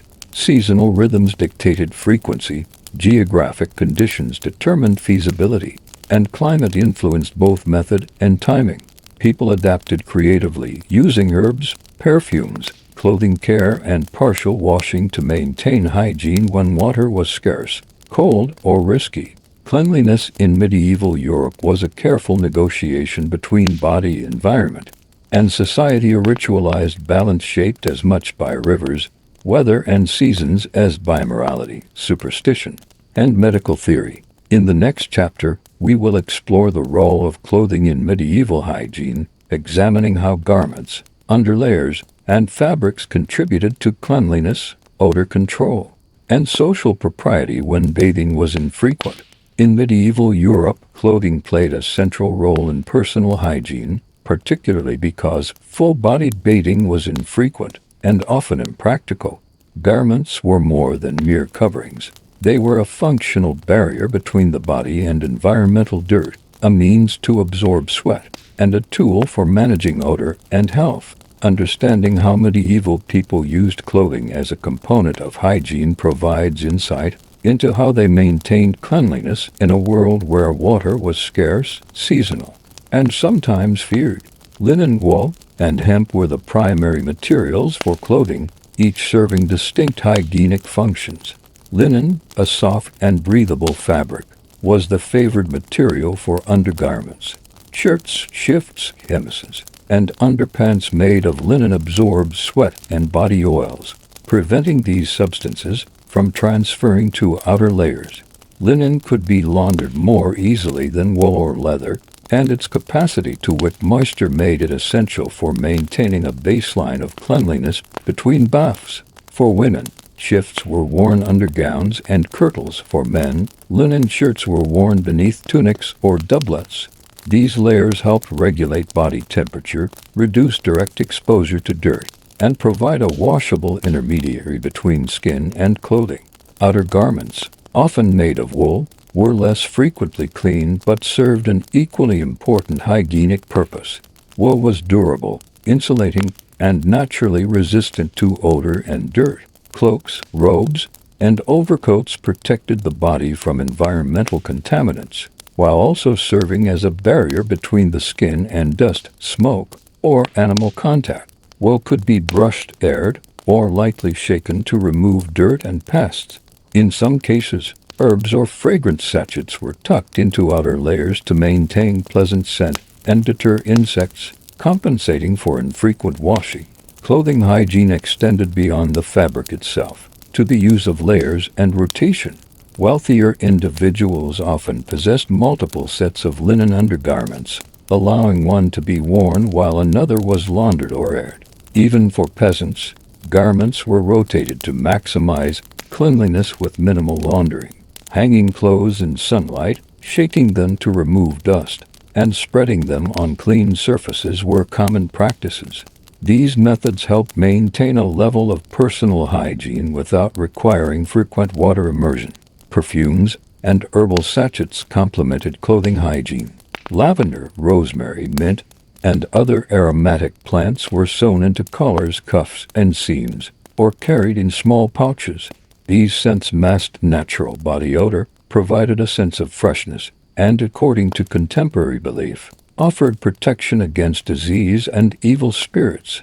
Clothing, in this way, became an extension of the medieval hygiene system, functioning as a portable, fragrant buffer against the physical and moral dangers associated with dirt and odor.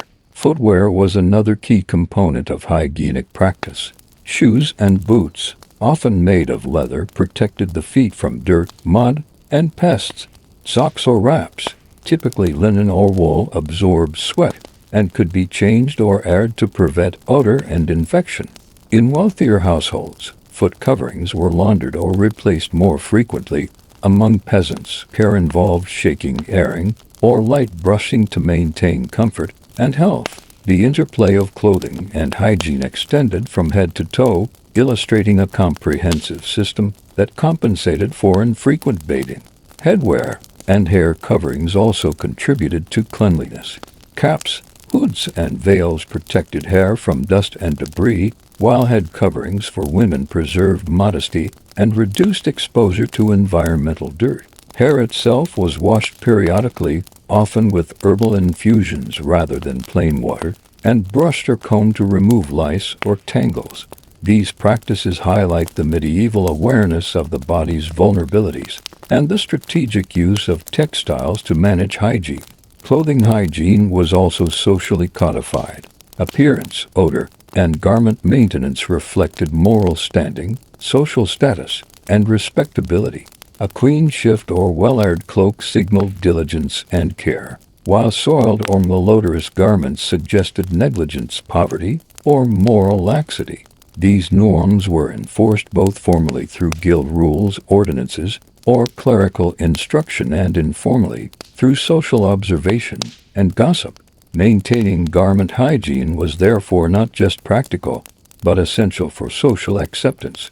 Laundry itself was an elaborate process, often conducted seasonally or during specific communal events. Linen was boiled, scrubbed, and hung to dry, sometimes with herbs or scented oils added.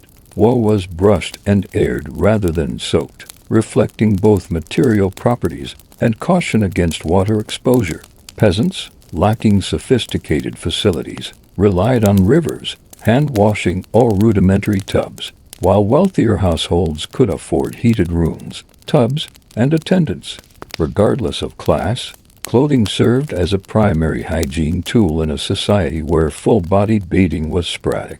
Even under extreme physical labor, clothing helped mediate hygiene.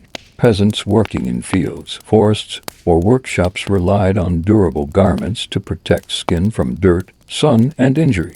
Linen undergarments absorbed sweat, wool outer layers shielded from grime, and fragrant herbs or powders masked odors.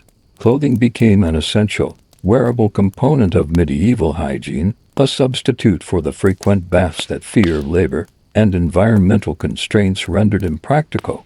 Ultimately, clothing in medieval Europe was more than fashion. It was a hygiene system embedded with practicality, morality, and social signaling.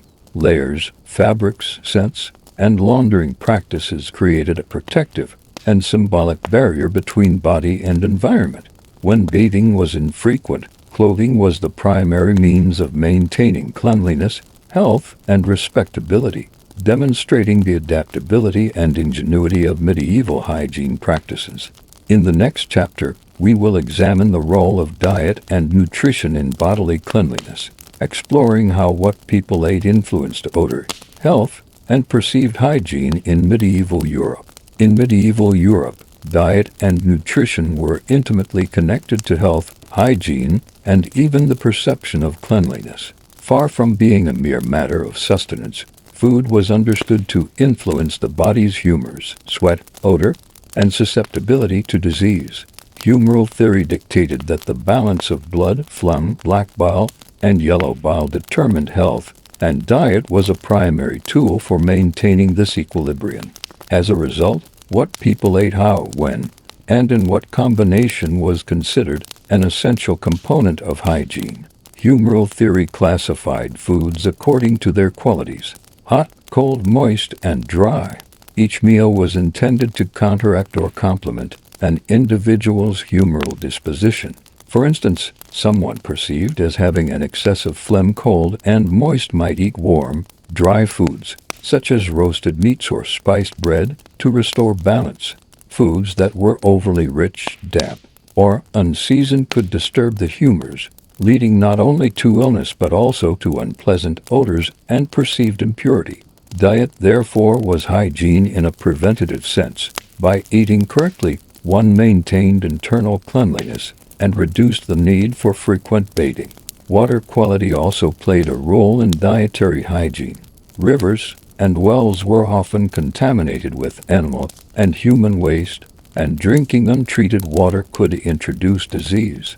Beer, ale, and wine were commonly consumed instead of water because the fermentation process reduced harmful pathogens. These beverages were not only social staples, but also practical measures to maintain internal cleanliness and protect the humors. Children, laborers, and the sick often relied on weaker beer or diluted wine as a safer alternative to potentially tainted water. Food preparation and storage influenced hygiene as well. Meat, dairy, and grains had to be handled carefully to prevent spoilage and contamination. Salted, smoked, or dried meats were common preservation methods that minimized the risk of disease. Vegetables and fruits were often boiled or baked, reducing bacterial load and making them easier to digest. Spices, especially imported varieties like cinnamon, cloves, and pepper, were used not only for flavor but also for their perceived ability to purify the body and prevent illness. In essence, dietary habits were a critical extension of the broader hygiene system, integrating medical theory, practical knowledge, and cultural beliefs. Sweat and body odor were also linked to diet. foods that were heavily spiced, rich in fat, or high in garlic and onions were thought to exacerbate natural odors. Wealthy individuals, who could afford these ingredients, often masked any resulting smell with perfumes, scented oils, and herbal sachets. The lower classes, consuming simpler diets of grains, legumes, and occasional meat, produced less intense odors but still relied on clothing, herbs, and occasional washing to maintain social acceptability. Diet, in this sense, mediated both internal and external hygiene, influencing how people smelled, felt, and were perceived by others. Fasting and religious dietary restrictions were additional factors influencing hygiene. During Lent, Advent, and other fasting periods, people reduced consumption of meat, dairy, and rich foods.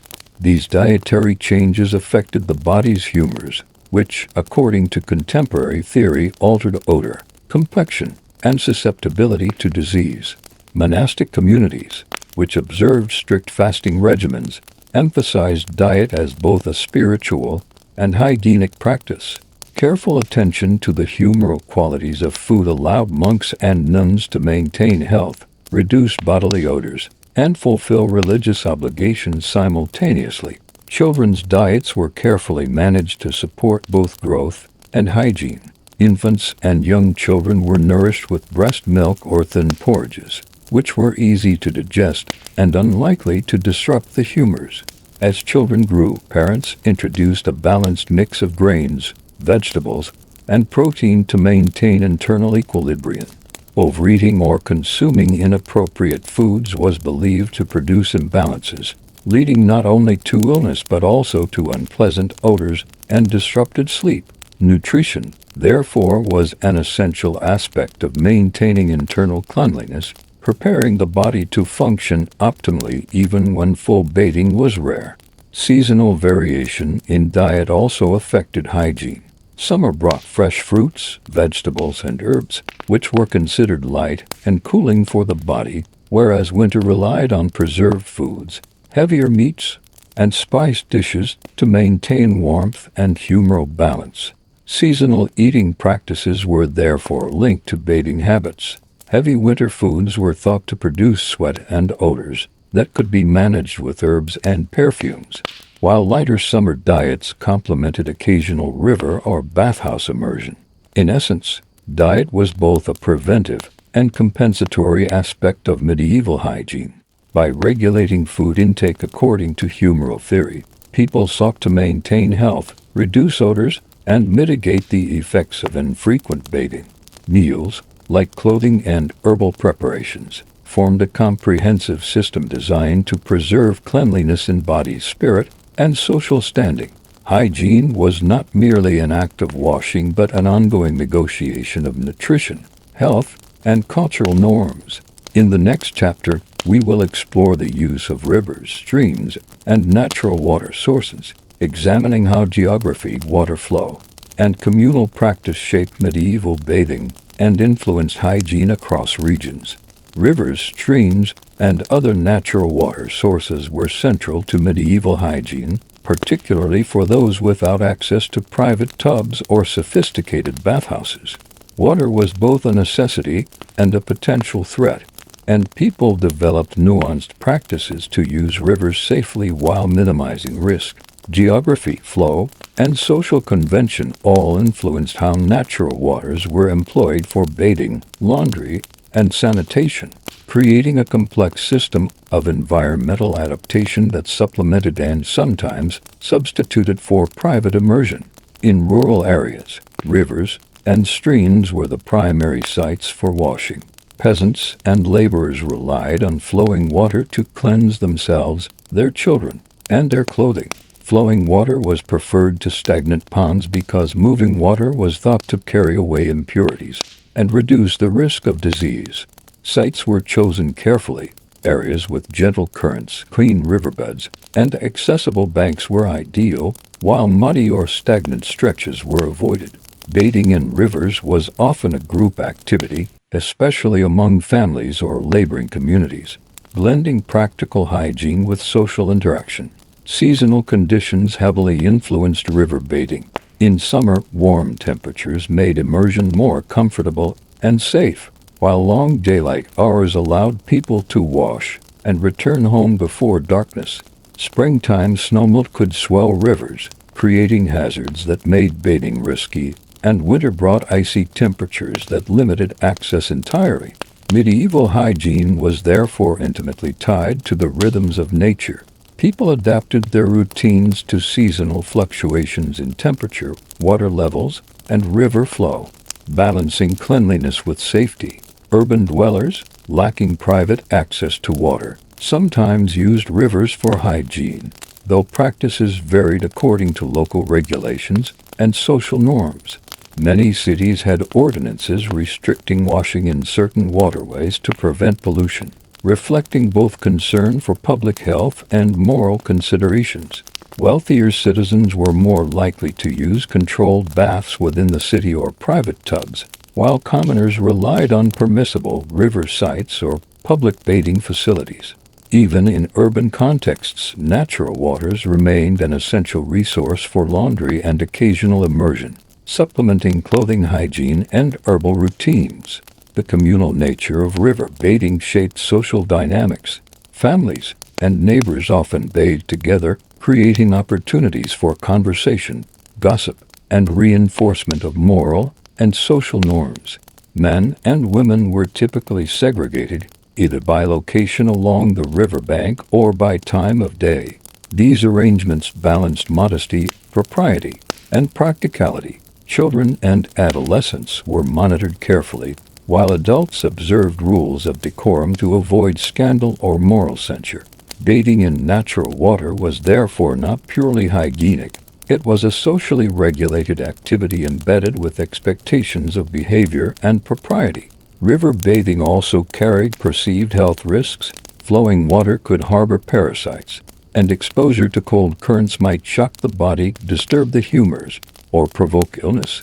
During epidemics, towns and villages sometimes discouraged or prohibited river bathing to prevent disease spread. Even when water was safe, medieval medical theory advised moderation.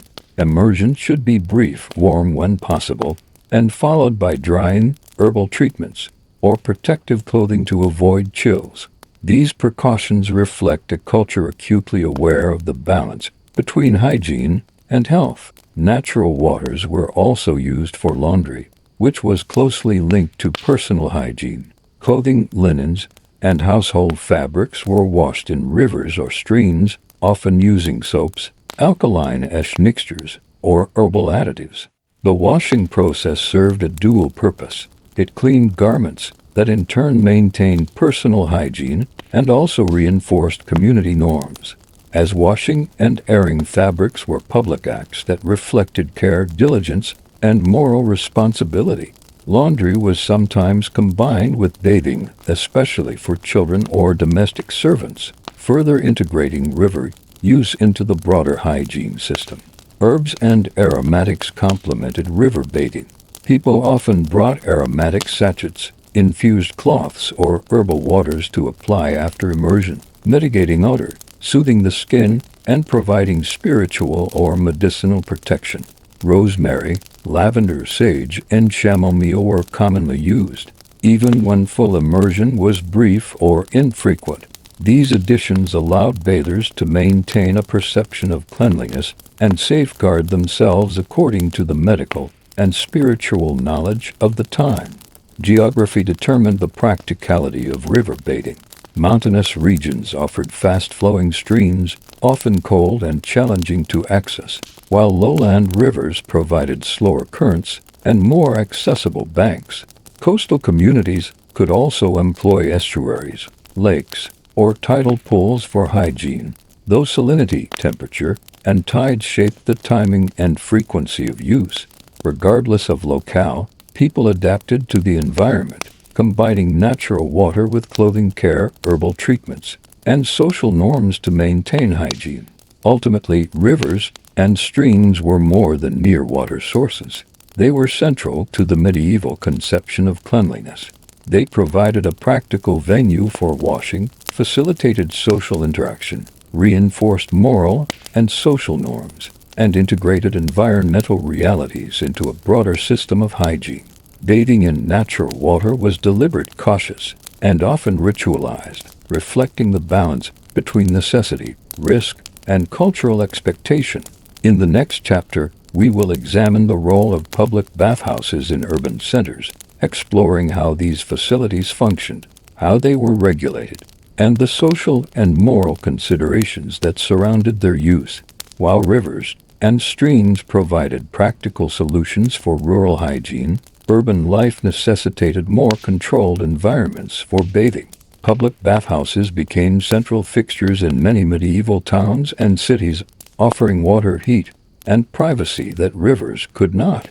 These establishments were not only centers of cleanliness, but also social, commercial, and moral spaces shaped by regulation, class, and the prevailing fears and beliefs about health. Understanding public bathhouses illuminates both the practical and cultural dimensions of hygiene in medieval Europe. Public bathhouses were typically large, often multi-room buildings with pools or tubs for immersion. Some included heated water saunas or steam rooms, particularly in wealthier cities or regions influenced by Roman and Islamic bathing traditions. Bathing required planning, water had to be drawn and heated, and attendants might be employed to prepare the facility, scrub patrons, and maintain order. Access was often fee-based, creating distinctions between social classes, while providing a regulated environment for cleanliness. The design and operation of bathhouses reflected both practicality and cultural norms. Men and women were usually segregated, either by separate facilities or by scheduled hours. Some establishments allowed for family or group bathing, while others emphasized individual privacy. Stone floors, wooden tubs, and benches facilitated washing and drying, while heated rooms and furnaces mitigated the risk of chills. Bathhouses were carefully managed spaces, balancing efficiency, hygiene, and social propriety. Public bathhouses were deeply entwined with social life. They functioned as sites for relaxation, conversation, and even business. Patrons could meet neighbors, exchange news, and maintain social networks while attending to their hygiene. In some cities, bathhouses included massage services, barbering, or minor medical treatments, reflecting a holistic approach to bodily care. This integration of cleanliness, leisure, and commerce made bathhouses central to urban life, though it also invited scrutiny from authorities concerned with morality and order. Moral oversight was a persistent feature of bathhouse culture. Clergy and civic authorities often monitored facilities to prevent licentious behavior, particularly when men and women shared spaces or visited in overlapping schedules. Ordinances prohibited inappropriate conduct, sometimes regulating dress, hours, or specific activities. Bathhouses were therefore sites where hygiene intersected with morality. Cleanliness was expected, but so too was adherence to social and religious norms. Violations could result in fines, public censure, or closure of the establishment. Health concerns further influenced public bathing practices. Bathhouses could be both cleansing and hazardous. Standing or reused water increased the risk of disease, and epidemics prompted authorities to close facilities temporarily. The asthma theory suggested that improper ventilation or stagnant water could spread illness, reinforcing the idea that bathhouses required careful management. Patrons themselves were advised to follow medical guidance. Immersion should be moderate, water temperature controlled, and drying thorough to avoid chills or humoral imbalance. The popularity of bathhouses varied by region, climate, and social status. In Northern Europe, heated indoor baths were rare, and river bathing remained dominant, though urban centers provided occasional access to public facilities. Southern Europe, influenced by Roman and Islamic traditions, offered more frequent and sophisticated options, including hot water rooms, steam chambers, and communal pools. Wealthy patrons could enjoy private rooms or exclusive hours, while commoners shared larger spaces, reflecting both economic hierarchy and hygienic necessity. Bathhouses also intersected with urban infrastructure. Cities with reliable water supply could maintain more consistent and hygienic facilities, while towns with limited access relied on rivers or communal wells to fill tubs. Bathhouses required labor to fetch, heat, and replace water, highlighting the resource-intensive nature of urban hygiene. Despite these challenges, they remained critical to maintaining health, social order, and personal dignity in densely populated areas. Children, the elderly, and the infirm often used bathhouses under supervision. Families visiting together ensured both safety and moral propriety, while attendants assisted those unable to manage immersion independently. Herbal infusions, scented oils, and powders were often employed to enhance cleanliness and mask odors, continuing the broader medieval practice of supplementing water with aromatic and protective substances. Bathhouses were thus integrated into the multi-layered system of hygiene already established through clothing, diet, and natural water use. In essence, public bathhouses were more than spaces for washing. They were regulated, socially significant environments where hygiene, morality, and community intersected. They allowed for controlled access to water, mitigated environmental challenges, and provided a venue for ritualized cleanliness. For urban populations, bathhouses complemented clothing care, herbal treatments, and dietary practices, forming a comprehensive approach to hygiene in a world where water was both precious and potentially dangerous. In the next chapter, we will examine the role of religious beliefs in medieval bathing practices, exploring how spiritual concerns shaped when, where, and how people cleaned themselves. Religious beliefs deeply influenced medieval bathing practices, shaping not only when and where people bathed, but also how they understood cleanliness itself. Water was both a practical tool and a symbol, and bathing was often intertwined with spiritual purification, moral conduct, and social propriety. From the rituals of baptism to everyday hygiene, religion permeated the medieval understanding of the human body and its care. The most fundamental religious influence on bathing was the sacrament of baptism. Christians believe that immersion in water, or at least the pouring of water over the body, purified the soul and washed away original sin. Baptism was typically performed shortly after birth, emphasizing both spiritual and physical cleansing. The symbolism of water in this ritual reinforced the broader association between cleanliness and morality, making the act of washing morally and spiritually significant in everyday life. Church teachings further influenced perceptions of bathing. While cleanliness was valued, overindulgence in bathing could be morally suspect. Some clergy warned against frequent immersion, associating it with vanity, sensuality, or temptation. Bathing for pleasure rather than necessity could be seen as indulgent or even sinful, particularly for unmarried men and women. As a result, people often balanced practical hygiene with spiritual guidance, ensuring that washing did not conflict with religious expectations. Monastic communities developed distinct bathing practices shaped by ascetic ideals. Monks and nuns observed regular washing for health but often limited full immersion to prevent indulgence. Ablutions were timed according to schedules of prayer and work, emphasizing moderation and discipline. Herbal infusions, scented cloths, and partial washing were used to maintain cleanliness without compromising ascetic ideals. Monastic hygiene demonstrates the careful negotiation between spiritual devotion and physical care. Holy days and festivals were significant opportunities for bathing, blending ritual, social obligation, and hygiene. Pilgrimages to sacred wells, rivers, or baths were common, as water from these sites was believed to carry healing or protective properties. Devotees washed in these waters to cleanse both body and soul, seeking divine blessing or relief from illness. Bathing in this context was a communal, spiritual, and hygienic act, reinforcing the interconnectedness of religion and cleanliness. Clergy also regulated communal bathing in towns and cities. Ordinances often aligned bathing with moral expectations, restricting hours, segregating sexes, and discouraging inappropriate behavior.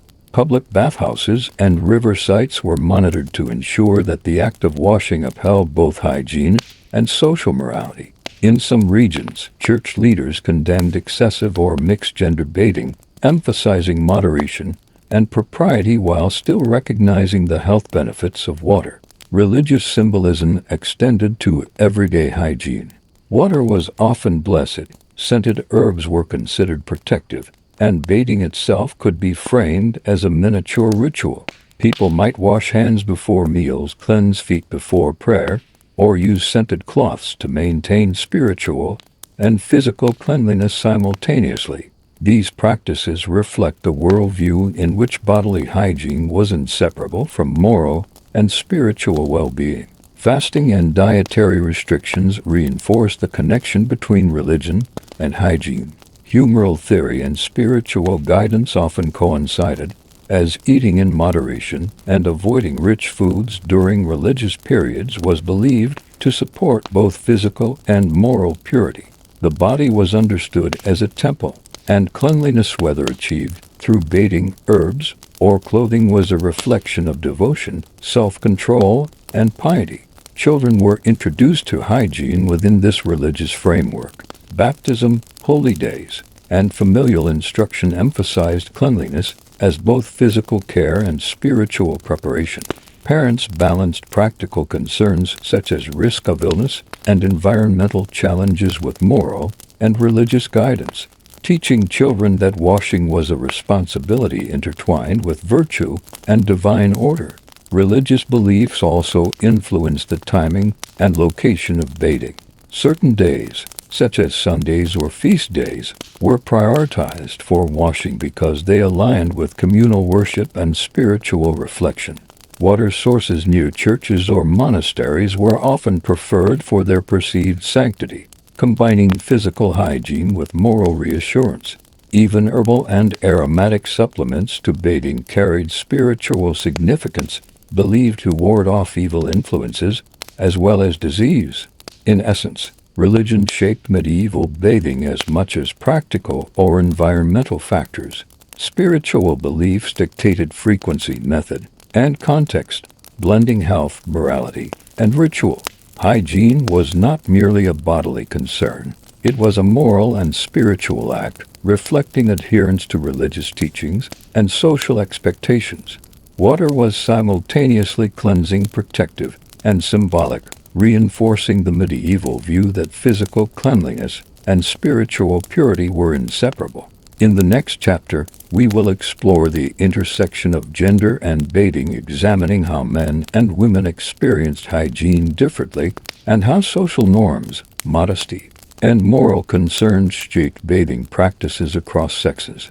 Bathing practices in medieval Europe were strongly influenced by gender, as social norms, modesty, and moral expectations shaped how men and women cleaned themselves. While the physical process of washing might have been similar, immersion, rubbing with cloths, herbal treatments, and the use of scented oils, the social context, frequency, and visibility of bathing were distinctly gendered. Understanding these differences illuminates the ways in which hygiene intersected with societal roles, morality, and personal care. For women, modesty was a primary concern. Bathing often took place in private spaces, with attendants or family members assisting when needed. Public or communal bathing was highly regulated, and mixed-gender bathing was generally prohibited or limited to special occasions.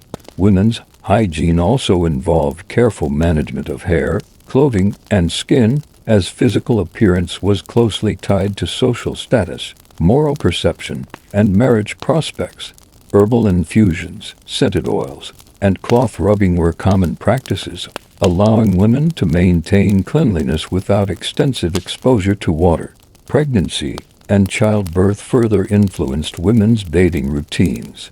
Midwives and mothers understood the importance of washing to prevent infection, but full immersion was often restricted to avoid chilling or humoral imbalance. Herbal baths were preferred, combining medicinal and aromatic benefits. Women also practiced regular partial washing, especially of hands, face, and feet, as well as laundering undergarments and garments in scented or herbal waters. These practices reflect a careful balance between hygiene, health, and social propriety. Men's bathing practices, while also guided by modesty and morality, often allowed for greater access to public spaces such as rivers, streams, and bathhouses. Laboring men, particularly peasants and artisans, frequently used rivers for practical reasons, washing themselves after work or before social gatherings. Wealthier men might use private baths, scented oils, and herbal treatments similar to women, but there was often more tolerance for exposure and communal activity in male spaces. Gender differences in bathing reflect both social hierarchy and societal expectations regarding propriety, labor, and visibility. Children's bathing was similarly influenced by gender norms. Girls were typically bathed in private, under maternal supervision, with careful attention to modesty and hygiene. Boys were more likely to use rivers or communal facilities, though they too were monitored to ensure safety and propriety. Both genders were taught early that cleanliness was a moral and social responsibility, but the methods and contexts of washing reflected the distinct expectations imposed upon male and female bodies. Gender differences also appeared in the use of perfumes, herbs, and clothing hygiene. Women's garments often required more frequent laundering, careful layering, and fragrant enhancement, reflecting social expectations for presentation and virtue. Men's clothing, while also cared for, emphasized durability and practicality, particularly for laborers. Perfumes and herbal sachets were used by both sexes, but women's use was often more elaborate, linked to social display, moral propriety, and courtly expectations. Religious oversight reinforced these gender distinctions. Clergy frequently issued guidance or restrictions regarding communal bathing, modesty, and exposure. Mixed-gender facilities were often condemned or regulated to prevent immoral behavior. Spiritual beliefs dictated that women, particularly unmarried women, should avoid unnecessary exposure, while men were also expected to exercise restraint. Bathing, therefore, was not merely a practical act but a moral and social performance mediated by gender norms. Life stage further shaped bathing practices. Adolescence brought increased attention to bodily odor, hair care, and skin health, particularly for girls, as social and marital readiness became a concern. Boys were taught to manage hygiene in the context of labor, physical activity, and social interaction. Adults of both genders adjusted bathing routines according to work, climate, and social obligations, but underlying gendered expectations remained influential throughout life. In urban settings, public bathhouses reflected these distinctions. Separate hours or rooms were designated for men and women, and violations of these divisions could provoke moral censure or legal action. Clothing, herbs, and perfumes were used to reinforce cleanliness in both genders, but the social and cultural pressures surrounding appearance and propriety were often stronger for women. These arrangements highlight the interplay of hygiene, morality, and social control. Gender also influenced attitudes toward bathing frequency and method. Women's immersion was often more cautious, supplemented with herbal treatments and careful drying to avoid chilling. Men, particularly those engaged in manual labor, might bathe more vigorously or frequently in rivers or communal baths. Both practices were framed by medical theory, social expectation, and moral guidance, illustrating how hygiene was a negotiated and socially structured activity. Ultimately, medieval bathing practices were shaped as much by gender as by water, herbs, or clothing.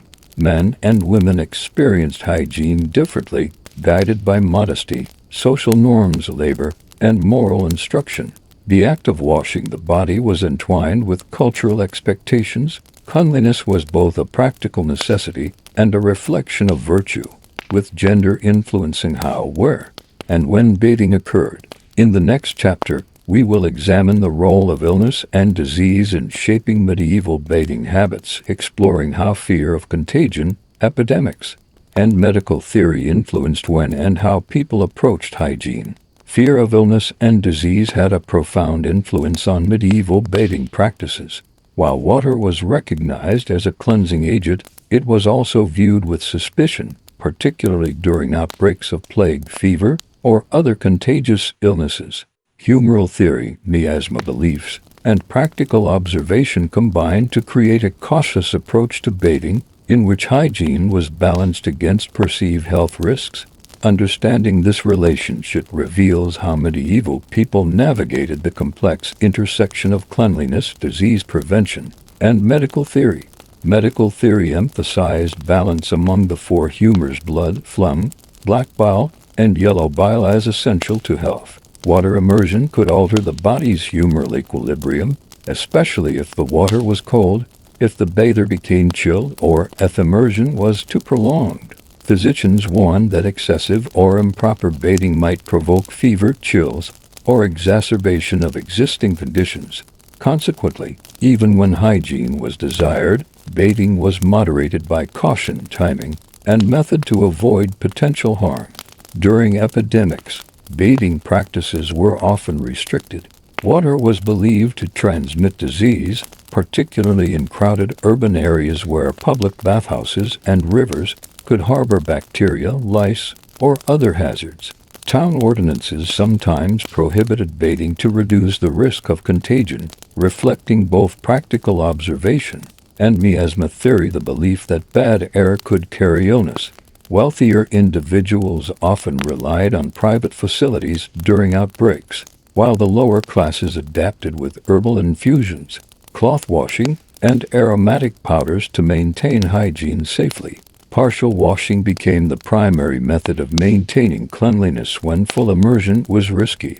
Hands, face, and feet were cleansed regularly, often with herbal water or scented cloths, providing a compromise between hygiene and safety.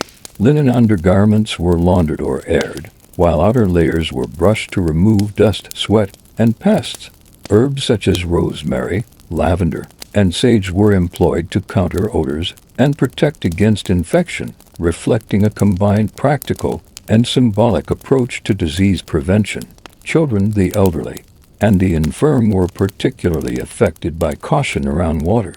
Immersion posed a perceived risk of chills or humoral imbalance, which could lead to serious illness or death. Instead, caregivers used gentle wiping, warm herbal baths, and careful drying to ensure hygiene without endangering vulnerable individuals.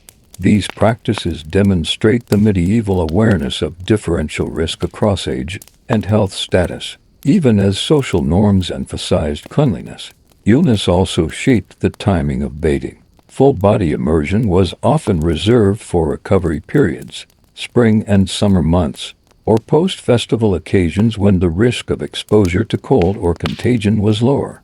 Sick individuals might be bathed in herbal water to soothe symptoms, improve circulation, or cleanse the skin of sweat and impurities. Herbal preparations were carefully selected to complement medical guidance, balancing therapeutic benefits with safety concerns. Medical texts advised moderation and preparation. Warm water was preferred, baths were brief, and drying was emphasized to prevent exposure to drafts. Herbal additives were used both for scent and perceived medicinal effect, reinforcing the connection between hygiene and health. This cautious approach reflects the broader medieval understanding that cleanliness, while desirable, could become dangerous if not managed according to prevailing medical and environmental knowledge. Public bathhouses were particularly impacted by concerns over illness. During outbreaks, authorities often closed facilities to prevent disease transmission. Moral oversight and medical caution combined to regulate access, timing, and method of bathing, underscoring the dual perception of water as both cleansing and potentially hazardous. Patrons adapted by relying more heavily on clothing care, herbal treatments, and partial washing. Even in rural areas, natural water sources were approached cautiously during disease outbreaks. Rivers, streams, and ponds were believed to carry contamination, and exposure was moderated by awareness of environmental risk. Families used herbs, linen laundering, and controlled immersion to protect themselves while maintaining a basic level of hygiene. Water was understood to be powerful, but only when employed with knowledge, care, and respect for both natural and spiritual forces. Ultimately, fear of illness and disease made medieval bathing a controlled and cautious activity. While hygiene remained important, people balanced the benefits of cleanliness with the perceived risks of water exposure, humoral imbalance, and contagion. Bathing, laundering, and herbal treatments were all part of a negotiated system designed to preserve health, appearance, and moral propriety in a world where disease was ever present. In the next chapter, we will examine the use of herbal and aromatic substances in medieval bathing, exploring how these preparations compensated for infrequent immersion, masked odors, and provided both medicinal and spiritual protection. Herbs, scents, and aromatic substances played a crucial role in medieval bathing practices, especially given the infrequency of full immersion. Water alone was often insufficient for maintaining perceived cleanliness, and the combination of limited bathing, strong-smelling foods, and labor-intensive daily life meant that smell and appearance were ongoing concerns. Medieval Europeans relied on plants, oils, and powders to manage odor, purify the body, and even protect against disease, creating a multi-layered system of hygiene that was both practical and symbolic. Herbs were the foundation of aromatic hygiene. Common choices included rosemary, lavender, sage, mint, and chamomile, which were believed to provide both fragrance and medicinal benefits. These herbs could be boiled in water for bathing, steeped in cloths to wipe the body, or carried in small sachets placed within clothing layers. The aromatic properties masked odors, while their medicinal qualities were thought to strengthen the humors, prevent infection, and ward off evil spirits. Herbs thus bridged the practical and spiritual aspects of medieval cleanliness. Perfumes and essential oils complemented herbal use. Wealthier individuals often had access to imported or distilled oils, including rosewater, ambergris, and citrus extracts. These substances were applied directly to the skin, rubbed into clothing, or added to bath water to enhance cleanliness and create a pleasant scent. Perfumes were markers of social status, signaling refinement, moral propriety, and wealth. Even in the absence of full bathing, the use of aromatic substances allowed people to maintain the appearance and perception of cleanliness. Powders and incense were also integral. Talc-like substances, ground herbs, and mineral powders were sprinkled on the body or clothing to absorb sweat and control odor. Incense might be burned in bathhouses or private rooms to purify the air, complementing the aromatic preparations applied to the body. These practices demonstrate that medieval hygiene was sensory as well as physical, incorporating sight, smell, and touch to create a holistic approach to cleanliness. Children and infants benefited from herbal and aromatic routines, particularly when full bathing was risky. Parents used herbal infusions to wipe hands, face, and feet, and applied scented powders to undergarments or blankets. These practices helped protect young bodies from perceived disease and odor, while also imparting the sense of ritualized care. Herbs were chosen carefully for gentle properties, ensuring both safety and effectiveness. Gendered practices influenced the choice and application of aromatics. Women, particularly those of higher status, often employed elaborate combinations of herbs, oils, and perfumes applied in multiple layers to skin, hair, and clothing. Men's use of aromatics tended to be more practical, focusing on reducing odor from labor and sweat, though wealthier men also adopted scented oils as markers of refinement. Gendered expectations intersected with social norms, creating a nuanced system in which smell, appearance, and status were tightly linked. Religious beliefs reinforced the use of herbs and scents. Aromatics were considered protective against moral and spiritual impurity, and bathwater infused with herbs was sometimes blessed or associated with holy rites. Pilgrimages, saints' day festivals, and other religious observances often incorporated scented bathing practices, blending spiritual cleansing with practical hygiene. Herbs and scents were thus simultaneously medicinal, symbolic, and socially meaningful. Seasonal and environmental factors influenced aromatic practices as well. In winter, when immersion in cold water was dangerous, aromatic powders and herbal washes provided an alternative for maintaining perceived cleanliness. Summer bathing might include full immersion, but herbs were still used to mask sweat and strengthen the body. The combination of water, herbs, and scent created a flexible system that adapted to climate, social obligation, and health concerns. Clothing hygiene and aromatics were closely linked. Sachets of herbs were placed in shifts, cloaks, and hats, allowing fragrance to permeate garments between laundering. Linen undergarments could be sprinkled with powders or washed in herbal water to reduce odor, while outer layers were brushed, aired, or lightly scented. This practice compensated for the infrequency of full-bodied bathing, integrating smell management directly into daily routines. Ultimately, herbs, scents, and aromatics were essential to medieval hygiene. They addressed the limitations of infrequent bathing, mitigated odor, enhanced social presentation, and provided perceived medicinal and spiritual protection. Hygiene was thus a multisensory practice, in which water, clothing, diet, and aromatic substances combined to create a balanced, culturally informed approach to cleanliness. In the next chapter, we will explore bathing in the context of festivals, fairs, and communal gatherings, examining how social and celebratory occasions shaped hygiene practices and provided opportunities for full or partial immersion. In medieval Europe, festivals, fairs, and communal gatherings offered some of the few occasions for people to participate in full or semi-formal bathing. These events combined social, religious, and practical considerations, creating structured opportunities for hygiene that were otherwise difficult to achieve due to labor demands, environmental constraints, and social norms. Bathing during communal events was not purely functional.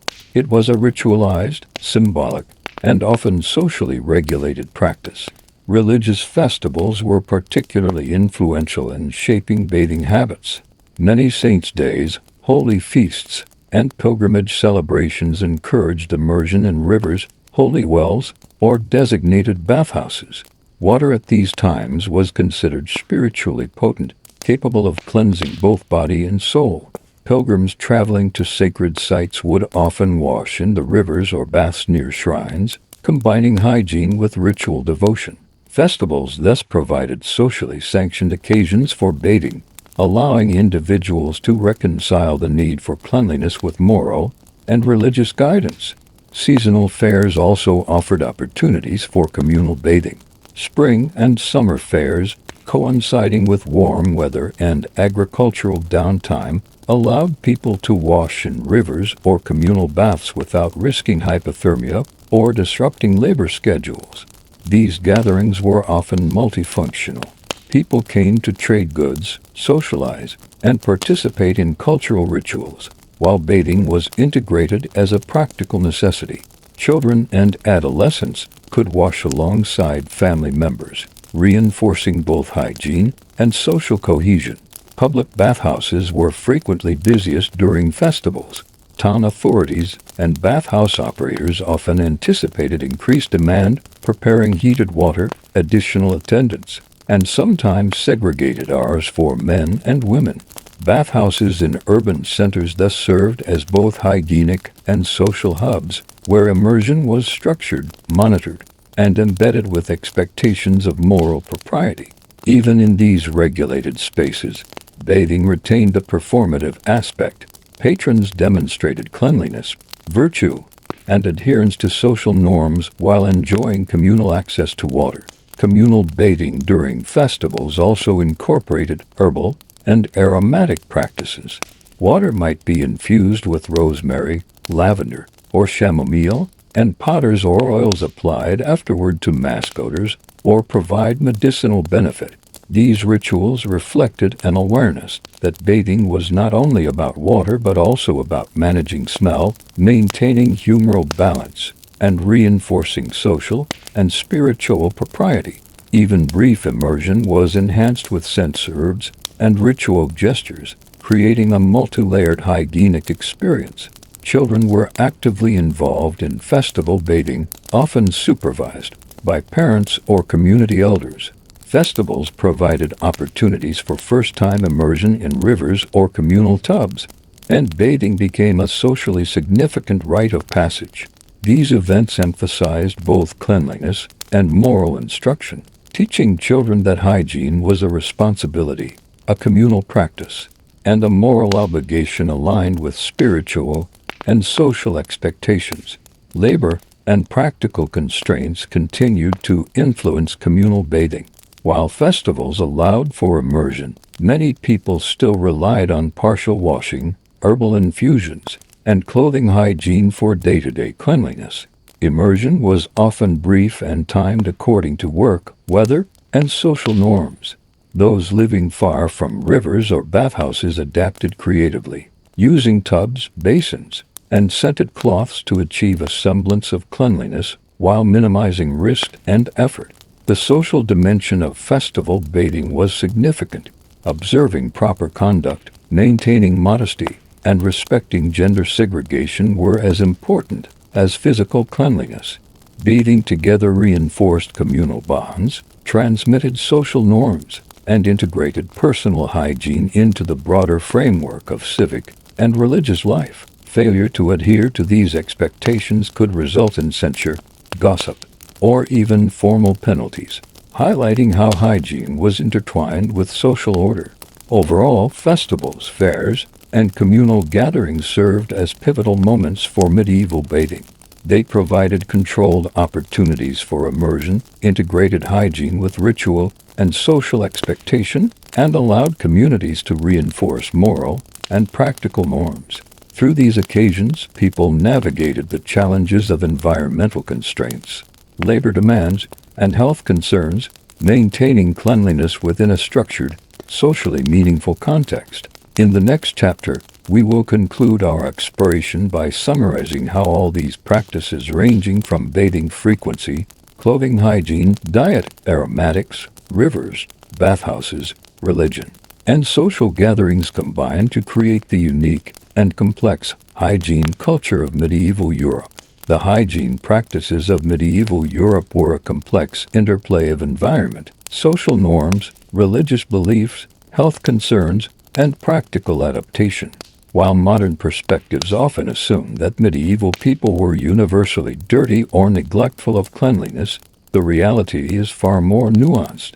Bathing, clothing care, diet, herbs, aromatics, and communal rituals all combine to form a sophisticated, culturally informed system aimed at preserving health, moral propriety, and social status. At the core of medieval hygiene was the recognition that full-body bathing, while desirable, was often limited by environmental constraints. Rivers, streams, lakes, and public bathhouses provided access to water, but seasonal fluctuations, weather conditions, and geographic location dictated feasibility. Winter immersion could be dangerous. Rivers could carry disease, and fuel for heating water was scarce. Consequently, people developed alternative strategies to maintain cleanliness, including partial washing, clothing hygiene, herbal infusions, and aromatic treatments. Clothing was a central component of hygiene. Linen undergarments absorbed sweat and oil, wool outer garments protected from environmental dirt, and the careful rotation and airing of garments preserved both cleanliness and social respectability. Herbs and sachets were integrated into clothing to mask odors and provide perceived protective benefits. This system illustrates that cleanliness was not just about the body itself but also about the objects that surrounded it, creating a multi-layered approach to hygiene. Diet and nutrition further reinforced bodily cleanliness. Foods were chosen and combined according to humoral theory, with attention to hot, cold, moist, and dry qualities to maintain internal balance. Proper nutrition was believed to reduce sweat, control odor, and support overall health, demonstrating that hygiene extended beyond washing and clothing into the regulation of the body's internal environment. Religious observance and fasting periods reinforced this relationship, linking spiritual discipline with physical care. Herbs, scents, and aromatic substances played an indispensable role, particularly when bathing was infrequent or impractical. Rosemary, lavender, sage, and other plants were used in baths, applied directly to the body or sewn into clothing. Perfumes, powders, and incense masked odors offered perceived protection against disease and reflected social status. These practices highlight the sensory dimension of medieval hygiene, in which smell, touch, and ritual complemented the use of water. Religious and moral frameworks guided the timing, method, and context of bathing. Water was seen as purifying but also potentially dangerous if misused. Festivals, holy days, and pilgrimages provided socially sanctioned opportunities for immersion, while moral guidance regulated modesty, gender segregation, and propriety. Bathing was both a practical and symbolic act, reflecting the integration of hygiene with spiritual and social expectations. Gender distinctions shaped the experience of cleanliness. Women, constrained by social norms and modesty, often relied on private bathing, herbal washes, and clothing hygiene. Men, particularly laborers, used rivers or communal baths more openly, while wealthier men adopted private bathing routines similar to women. Children learned hygiene through observation, instruction, and participation in family or communal rituals, reinforcing social norms and moral guidance. Illness and fear of disease profoundly influenced bathing practices. Epidemics, miasma beliefs, and humoral theory imposed caution, leading to restricted immersion, partial washing, and reliance on herbal or aromatic substitutes. People understood that water could both cleanse and harm, requiring careful management of bathing frequency, temperature, and duration.